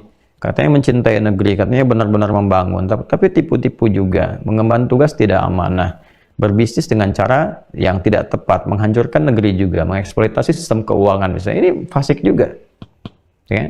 Nah, tolong jangan dipotong ya videonya ya, saya ingatkan ya. Ini karena ini tahun-tahun politik nih. Ya, banyak petualang-petualang yang tidak tepat nih, sengaja memecah, mengadu-ngadu, itu namam. Saya ingatkan, la yadkhulul jannata qattatun. Orang yang sengaja mencari ruang-ruang untuk memecah belah, nyebar-nyebar yang nggak benar, gitu kan, untuk bertempur, berperang, bermusuhan, ya, satu dengan yang lainnya, kemudian saling mengadu, itu nggak akan masuk surga. Hati-hati ya, yang saya terangkan ini umum sifatnya, dan supaya waspada, kalau memang merasa perbaiki diri, dan kita doakan untuk semua. Jadi jelas ya, ini poinnya, akan ditemukan, tapi saya bicara realnya ayat. Dan kalau nyata dihadapi oleh kita berarti benar kan? Ya, Allah kan menunjukkan yang benar dan dengan itu kita perbaiki, kan seperti itu. Kalau ada yang salah kita benarkan, ada yang rusak kita perbaiki. Dan niatnya itu niat yang tulus, jangan niat untuk ganggu orang, niat menjatuhkan orang, nggak boleh gitu. Ini kadang-kadang ditemukannya dengan sifat yang kotor lagi, satu kena penyakit, kena penyakit. Jadi senang kalau orang lain itu jatuh, itu yang salah. Perbaiki, kasih masukan yang benar, kasih dorongan yang tepat. Sehingga setiap orang punya peluang untuk soleh kok. Dan kita pun belum tentu baik selamanya, pasti ada yang salah juga. Ya, nah ini gabungan teman-teman. Nah, yang paling fatal adalah ketika ini bergabung keseluruhannya. Ya. Nah ini. Sudah di konteks hakikinya, ia yang merusak. Iya, dia gunakan misalnya harta untuk merusak, bisnisnya kemana-mana bisa merusak, menghancurkan yang bawah, ketimpangan ekonomi, kemudian yang punya jabatannya demikian, plus juga yang ahli-ahli agamanya malah ikut-ikutan ke situ, stempel fatwa ini, itu, dan sebagainya. Ini bahaya. Nah, ini yang diperbaiki.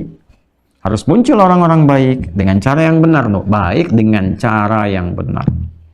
Ya, bukan dengan cara yang mungkar. Nahi mungkar itu dengan cara yang ma'ruf, bukan dengan cara yang mungkar juga. Ini yang repot. Ya, nah ini teman-teman sekalian. Nah, dari mana munculnya ayat untuk memperbaiki itu? Ya, di Quran surah ke-7 Al-A'raf ayat 56. Wala tufsidu fil ardi ba'da islahiha. Ba'da islahiha.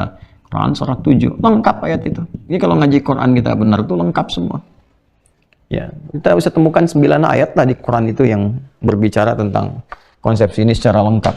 Wala tufsidu fil ardi ba'da islahiha. Coba buka Quran surah ke-7 Al-A'raf ayat 56 tuh. Jangan merusak di tempat yang kamu pijak dimanapun tuh ba'da islahiha, setelah diperbaiki. Artinya apa? Kita harus ada agen-agen perbaikan. Gen apa sekarang? Gen Q, Gen Z, dan seterusnya. Ya, yang masa-masa kekinian belajar dengan benar.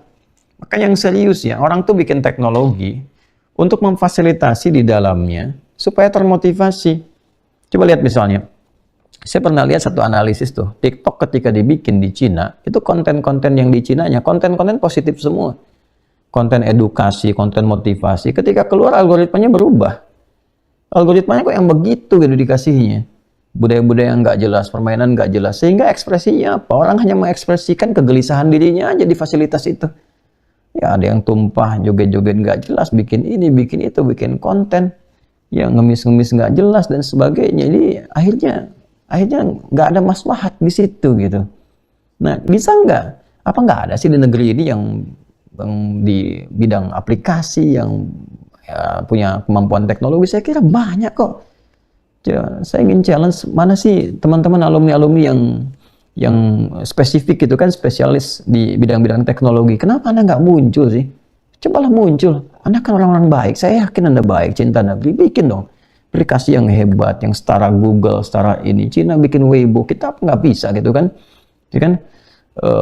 Bisa bikin yang kreatif-kreatif, yang bagus-bagus, bikin. Minimal kita bisa koneksikan tuh. Terus bantu kepala-kepala daerah sinergikan di bagian-bagian kabupaten, kota itu. Kasih dong fasilitas mereka, aplikasi ke bagian wilayah mereka, supaya aplikasinya bisa mencakup misalnya semua UMKM yang ada di daerah-daerah. Nih teman-teman nih, ya mungkin saya kasih masukan juga tuh ke menteri-menteri yang di program UMKM dan sebagainya. Di kepala daerahnya tuh sinergikan, bikin aplikasi, warga-warganya yang punya pekerjaan situ, dimasukkan ke situ aplikasi itu. Misalnya sekarang saya di Bekasi nih, yang tukang beras di Bekasi siapa? Kan tukang sayur siapa? Yang jual pakaian siapa? Warga Bekasi, tinggal klik belinya ke situ. Jangan dari luar. Nanti hidup ekonominya di situ. Nah, setelah itu nanti yang zakatnya dikelola dari situ. Tu'khadhu min aghniyaihim turaddu 'ala fuqaraihim. Kelola, sebarkan, distribusikan, lebihnya setorkan ke pusat, pusatnya ke provinsi. Nanti di provinsi kelola, lebihnya ke pusat. Baru ditata di situ. Mau bikin ini, bikin itu, jalan tuh. Ya, ekonominya berputar. Ya, dan UMKM-nya hidup gitu. Nah, sekarang tergantungnya ke yang besar-besar sehingga timpangnya tinggi gitu.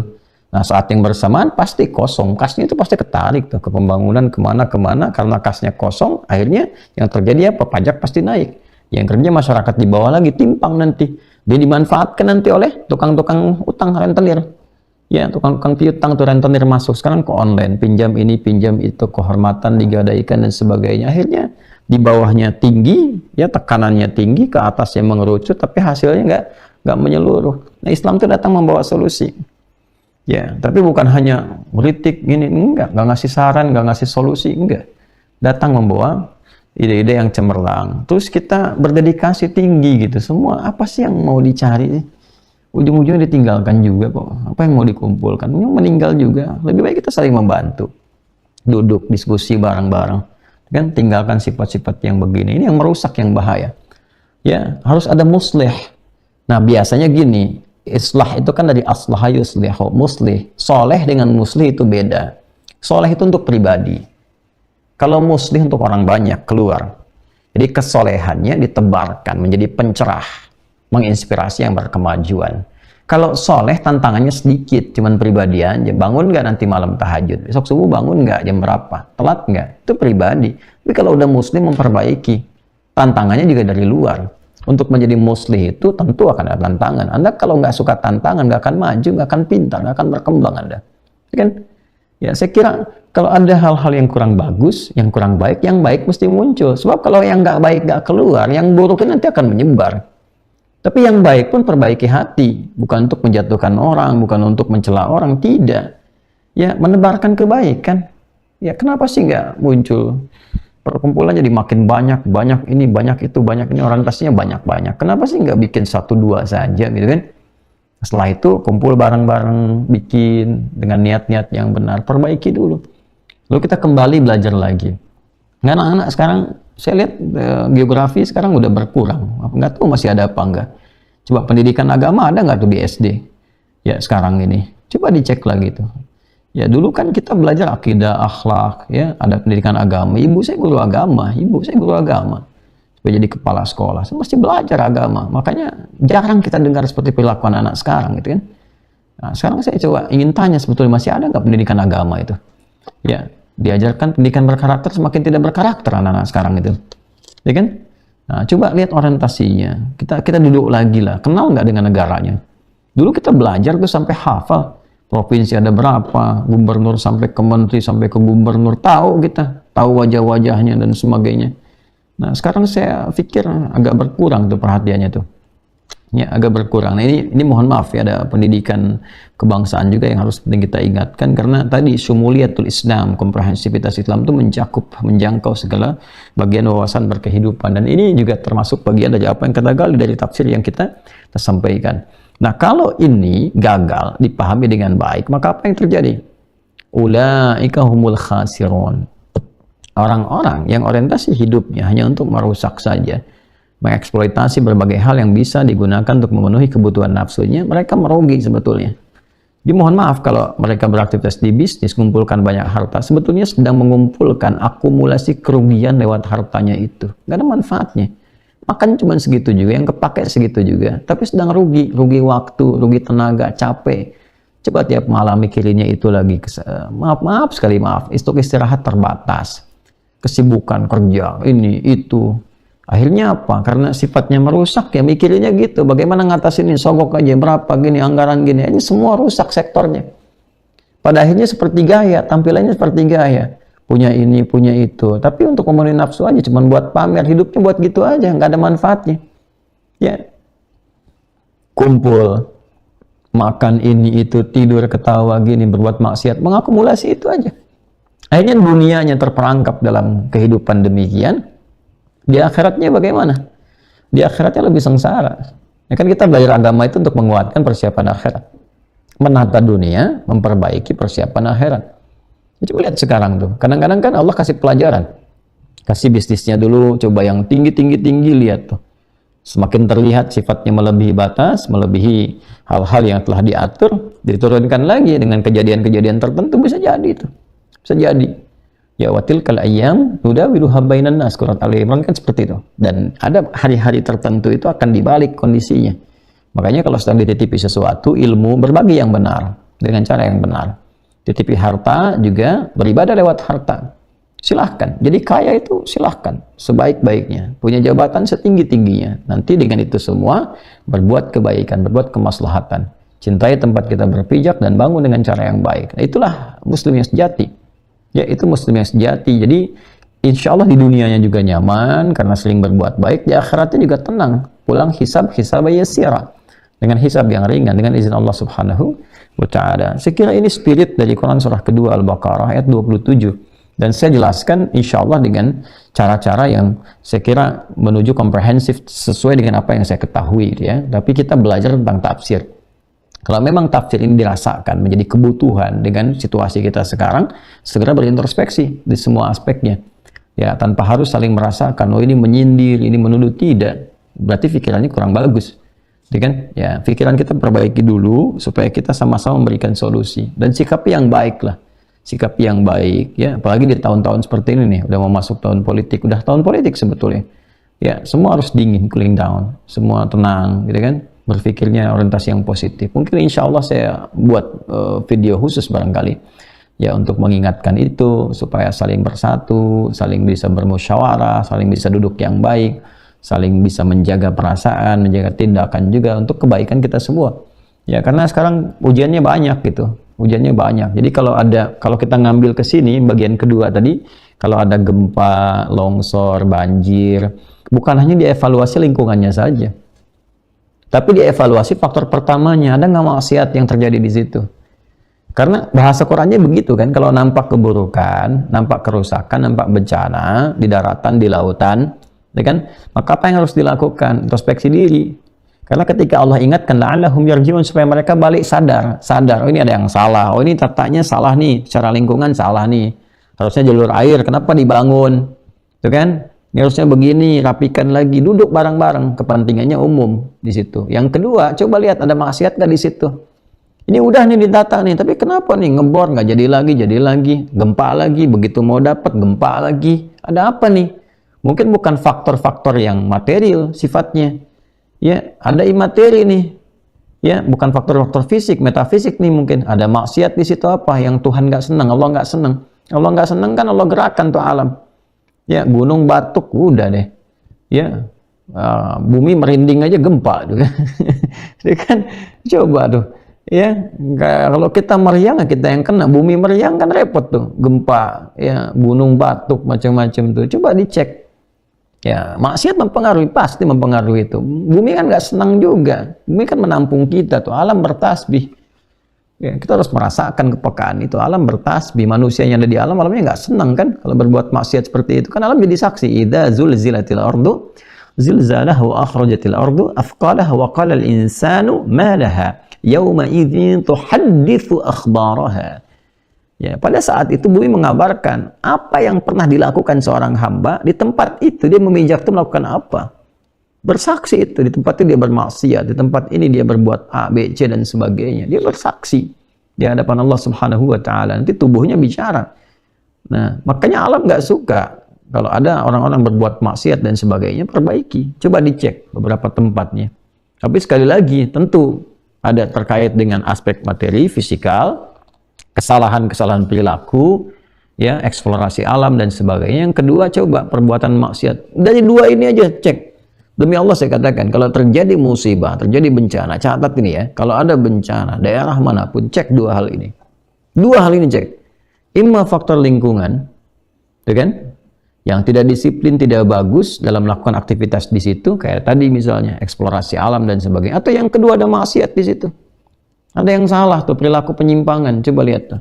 Ya, biasanya sih penyimpangan kalau sudah aktivitasnya gempa yang berkepanjangan dan besar, skala magnitudenya misalnya, atau kemudian juga ada potensi-potensi banjir macam-macam yang besar, yang macam-macam. Kalau dia mampu dipahami oleh akal tatanannya, maka itu pasti masuk bagian yang fisikal, real tadi, hakiki tadi. Tapi kalau sudah ditata bagus masih terjadi, coba cek, mungkin perkaranya perkara maksiat di situ. Dan biasanya maksiat-maksiat tinggi. LGBT misalnya, homoseksual, kan kalau kita ngaji Quran dengan benar kan kita temukan tuh. Ya, dari mulai kan masalah alam rusaknya itu. Dulu kan topan, badai, angin gini macam-macam, kemudian juga hujan nggak berhenti macam-macam. Ada likuifasi tuh kalau ada hal-hal yang tidak seimbang. Coba dilihat lagi. Coba dicek tuh. Itu kan kasusnya nggak jauh dari situ. Ya, kemaksiatan dan menyebar, tipu menipu, kemudian sogok menyogok, kemudian akumulasi kepada LGBT dan sebagainya. Coba dicek di situ ya, teman. Nah, ini yang penting saya sampaikan supaya kita menyadari untuk mengoreksi diri. Ya. Ya, tapi kan yang maksiat ya ente yang maksiat, tapi saat itu musibah datang yang kena semua cepi gitu ya. Nah, jadi itu penting untuk dipahami dengan baik. Nah, teman-teman, itu spiritnya. Kemudian nanti insya Allah kita akan teruskan di lain kesempatan pada ayat ke-28 dan selanjutnya. Semoga Allah melembutkan hati kita untuk merenungi apa yang kita pelajari, memperbaiki diri. Dan ini bulan Rajab, bulan yang sangat tepat ya untuk mengevaluasi diri, meninggalkan hal-hal yang dilarang dan mengarahkan pada hal segala yang baik. Ya, mudah-mudahan ke depan ada ya insya Allah ulama-ulama yang lebih hebat ilmunya, lebih luas, lebih bijak, lebih baik, yang bisa meneruskan risalah-risalah dalam kebaikan. Ya, saya berikhtiar sepanjang masih bisa beraktivitas untuk mampu mewujudkan itu. Jadi selain mengajar pun saya online, offline, saya menyiapkan lagi teman-teman berusaha. Alhamdulillah, kita juga mengirimkan siswa-siswa keluar untuk belajar. Dan itu kita berusaha semaksimal mungkin supaya mereka optimal, mereka nyaman juga. Sekarang ada kemampuan-kemampuan yang bisa dilakukan, mereka bisa dapat beasiswa, kita fasilitasi dari visanya, dari tiketnya, dan alhamdulillah mereka tidak mengeluarkan uang sedikit pun. Kita juga tidak meminta apapun, hanya berusaha semaksimal mungkin, nabung, siapkan dan sebagainya. Dan kita sekarang juga siapkan pesantren kan, seperti teman-teman ketahui. Nah, di Mira ini pesantrennya pesantren khusus untuk membentuk ulama, bukan mengajar biasa. Makanya penerimaannya ketat. Nah, yang kita siapkan sekarang 2, calon muridnya, calon gurunya. Calon murid itu dari KB, dari PAUD-nya ya, KB, TK, ke atas, ke SD, itu diterima 40 sampai ke atas. Nah, nanti pengajarnya pun kita siapkan. Jadi sekarang ada yang kita kirim ke kampus-kampus. Saya nggak sebut nama-nama supaya nggak membebani ya. Tapi insya Allah ada yang di Saudi, ada di Madinah, di Ummul Qura, kemudian ada yang di Al-Azhar Syarif, ada juga yang di Sudan, ada yang di Tripoli, di Libya, ada juga yang di Turki gitu ya. Diharapkan nanti insya Allah di tahun depan, tahun 2024 mereka sudah siap kembali. Kemudian juga ada aktivitas santri sudah mulai berusaha aktif. Makanya teman-teman, kesempatan wakafnya hanya insya Allah sampai akhir tahun ini dan awal tahun depan untuk unit pertama ini ya. untuk pesantren masih terbuka teman-teman sekalian, silahkan. Itu semua wakaf, alhamdulillah, dari tanah, dari bangunan, dari semua. Ya, mudah-mudahan Allah ridai ikhtiar kita bersama. Masih ada kesempatan teman-teman sekalian, dan saya sudah update di Instagram. Saya sudah update hari ini, alhamdulillah. Saya minta staf untuk diupdate supaya teman-teman juga tahu. Semua kita bertanggungjawabkan, termasuk semua diaudit, semua keuangan apa semuanya. Dan saya udah lihat kemarin, saya dari sana juga kita lihat berjilid-jilid tuh, lihat. Jadi saya tidak ingin melanggar ketentuan administratif negara, harus rapi. Ya, kemudian apalagi ibadah, semua dipertanggungjawabkan dengan cara yang benar. Nah, teman-teman yang ingin sama-sama berwakaf, masih ada kesempatan di rekening BSI ya, Bank Syariah Indonesia, atas nama Ma'had Islam Rafi Akhir.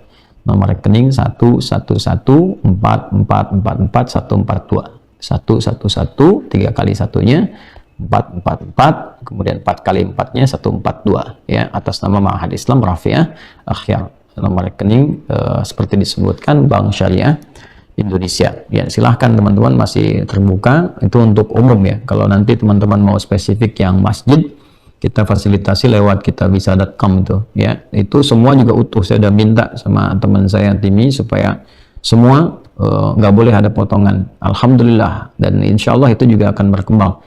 Ya, jadi itu semua 100% untuk masjid. Ya, dan teman-teman kalau buka di kitabisa.com itu ada tulisan Masjid Mira, ya, Masjid Mira. Itu ada gambar saya juga di situ, Masjid Mira. Nah, itu masuknya ke situ. Nah, insya Allah di waktu dekat ini akan disupportkan karena kita mau speed up untuk Ramadan supaya bisa dipakai i'tikaf, dan insya Allah bisa merasakan pahala jariah dari situ untuk teman-teman semua. Yang kedua, insya Allah kita akan ada semarak Quran. Di hari kemarin sudah kita cetak 5.000 lagi persiapan, jadi kita cetak 5.000 berdasarkan kemampuan kita untuk bisa mencetak, dan tentunya juga partisipasi teman-teman. Wakafnya dari buku paket hafalan. Nah, paket hafalan ini saya punya visi harapan menjelang Ramadan sudah ada persiapan Ramadan, sama-sama menghafal, gunakan Ramadan untuk Quran gitu ya. Jadi mudah-mudahan setelah Ramadan, nanti Ramadan kita kasih sistemnya untuk menghafal. Nah, di pas Ramadan kita menghafal sama-sama, mudah-mudahan insya Allah setelah Ramadan kita bisa jadi ahli Quran, minimal punya tambahan hafalan. Syukur kalau Allah berikan 30 juz misalnya ya, untuk teman-teman semuanya. Ya, saya coba ingin melihat sebelum kita tutup dengan doa.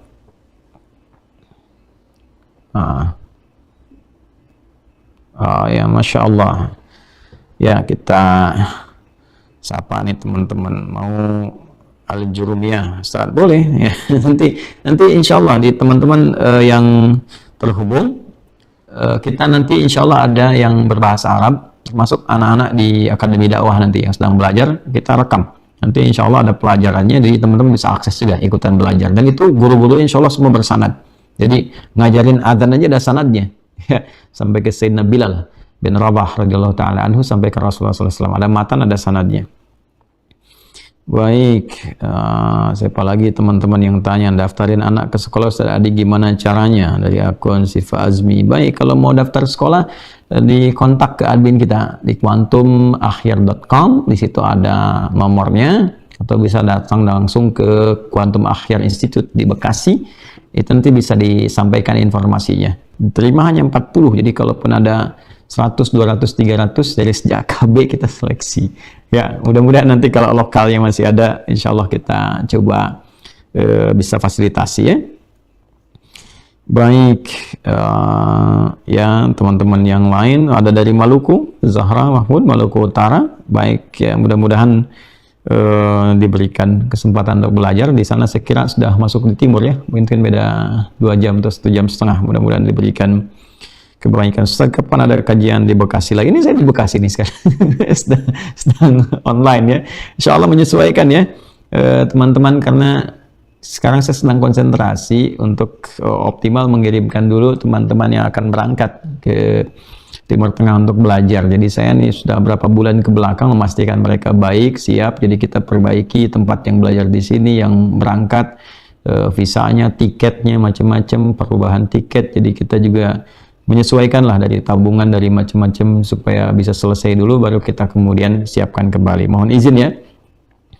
STWH kapan dibuka pendaftarannya? Sudah dibuka ya, tinggal Anda kontak saja teman-teman sekalian ke STWH langsung ya, kan ada nomor admin ya, cuma diupdate ya teman-teman ya, di keterangan kita di bawah kasih nomornya supaya langsung bisa terkontak ke admin. Salam dari Jember, Jawa Timur.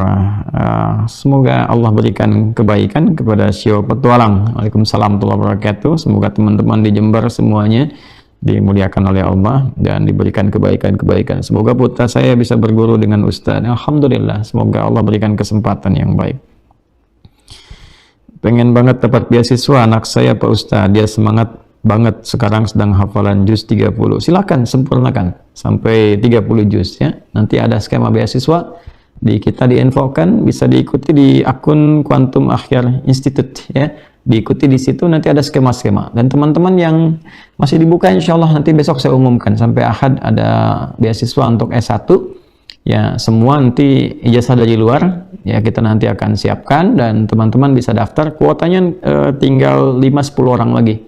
Ditempatkan di sini, kita siapkan tempatnya gratis semua, makan, minum semua kita siapkan, belajarnya pakai bahasa Arab full ya.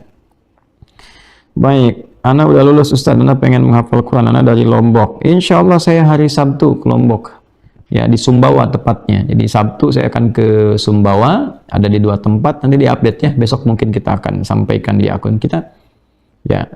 Nanti teman-teman bisa gabung ke sana. Riki Nur, izin bertanya, berapa hari? Nanti kita sampaikan ya lewat akun pertanyaan ya. Teman kita ini, kita belum bisa lanjutkan karena kita untuk pembelajaran. Nanti sesi pertanyaan, Anda masukkan ke Tanya Uaha, nanti di situ insya Allah akan dibahas di sesi tanya jawab ya. Oh, Masya Allah, ada Naruto ikutan taklim nih, Naruto, Alhamdulillah. Konnichiwa, Naruto ya, Naruto nih akunnya. Alhamdulillah. Baik, dari Bontang, Assalamualaikum ya teman-teman, mudah-mudahan sehat ya. Siapa lagi nih? Ustadz Cilegon, Ustadz kapan ada kajian? Insya Allah, coba nanti saya lihat di jadwal ya admin, mudah-mudahan bisa disesuaikan. Baik teman-teman, saya kira ini sebagian yang bisa saya sampaikan. Apalagi nih? Baik, Ustadz Afwan, saya ada DM di IG tapi belum dibalas. Anda yang ingin saya tanyakan, tolong ya admin IG ya, coba dilihat akunnya nih, apa yang mau ditanyakan ya. Baik, mudah-mudahan Allah berikan kepada kita kemuliaan, kemaslahatan. Maafkan saya banyak kekurangan yang mungkin didapatkan, semoga Allah memuliakan kita semua.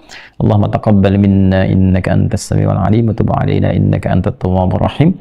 Allahumma rabbana atina fid dunya hasanah wa fil akhirati hasanah wa qina adzabannar. Allahumma inna na'udzubika minal fisqi wal fusuq wa na'udzubika min qawmil fasiqin waj'alna min ibadikal mukhlasin waj'alna min ibadikal muttaqin waj'alna min ibadikal mu'minin. Wa sallallahu ala sayyidina Muhammad wa ala alihi wa sahbihi ajma'in. Wa akhiru da'wana subhanakallahumma wa bihamdika nashhadu an la ilaha illa anta nastaghfiruka wa natubu ilaik. Wa akhiru da'wana alhamdulillahi rabbil alamin. Assalamualaikum warahmatullahi wabarakatuh.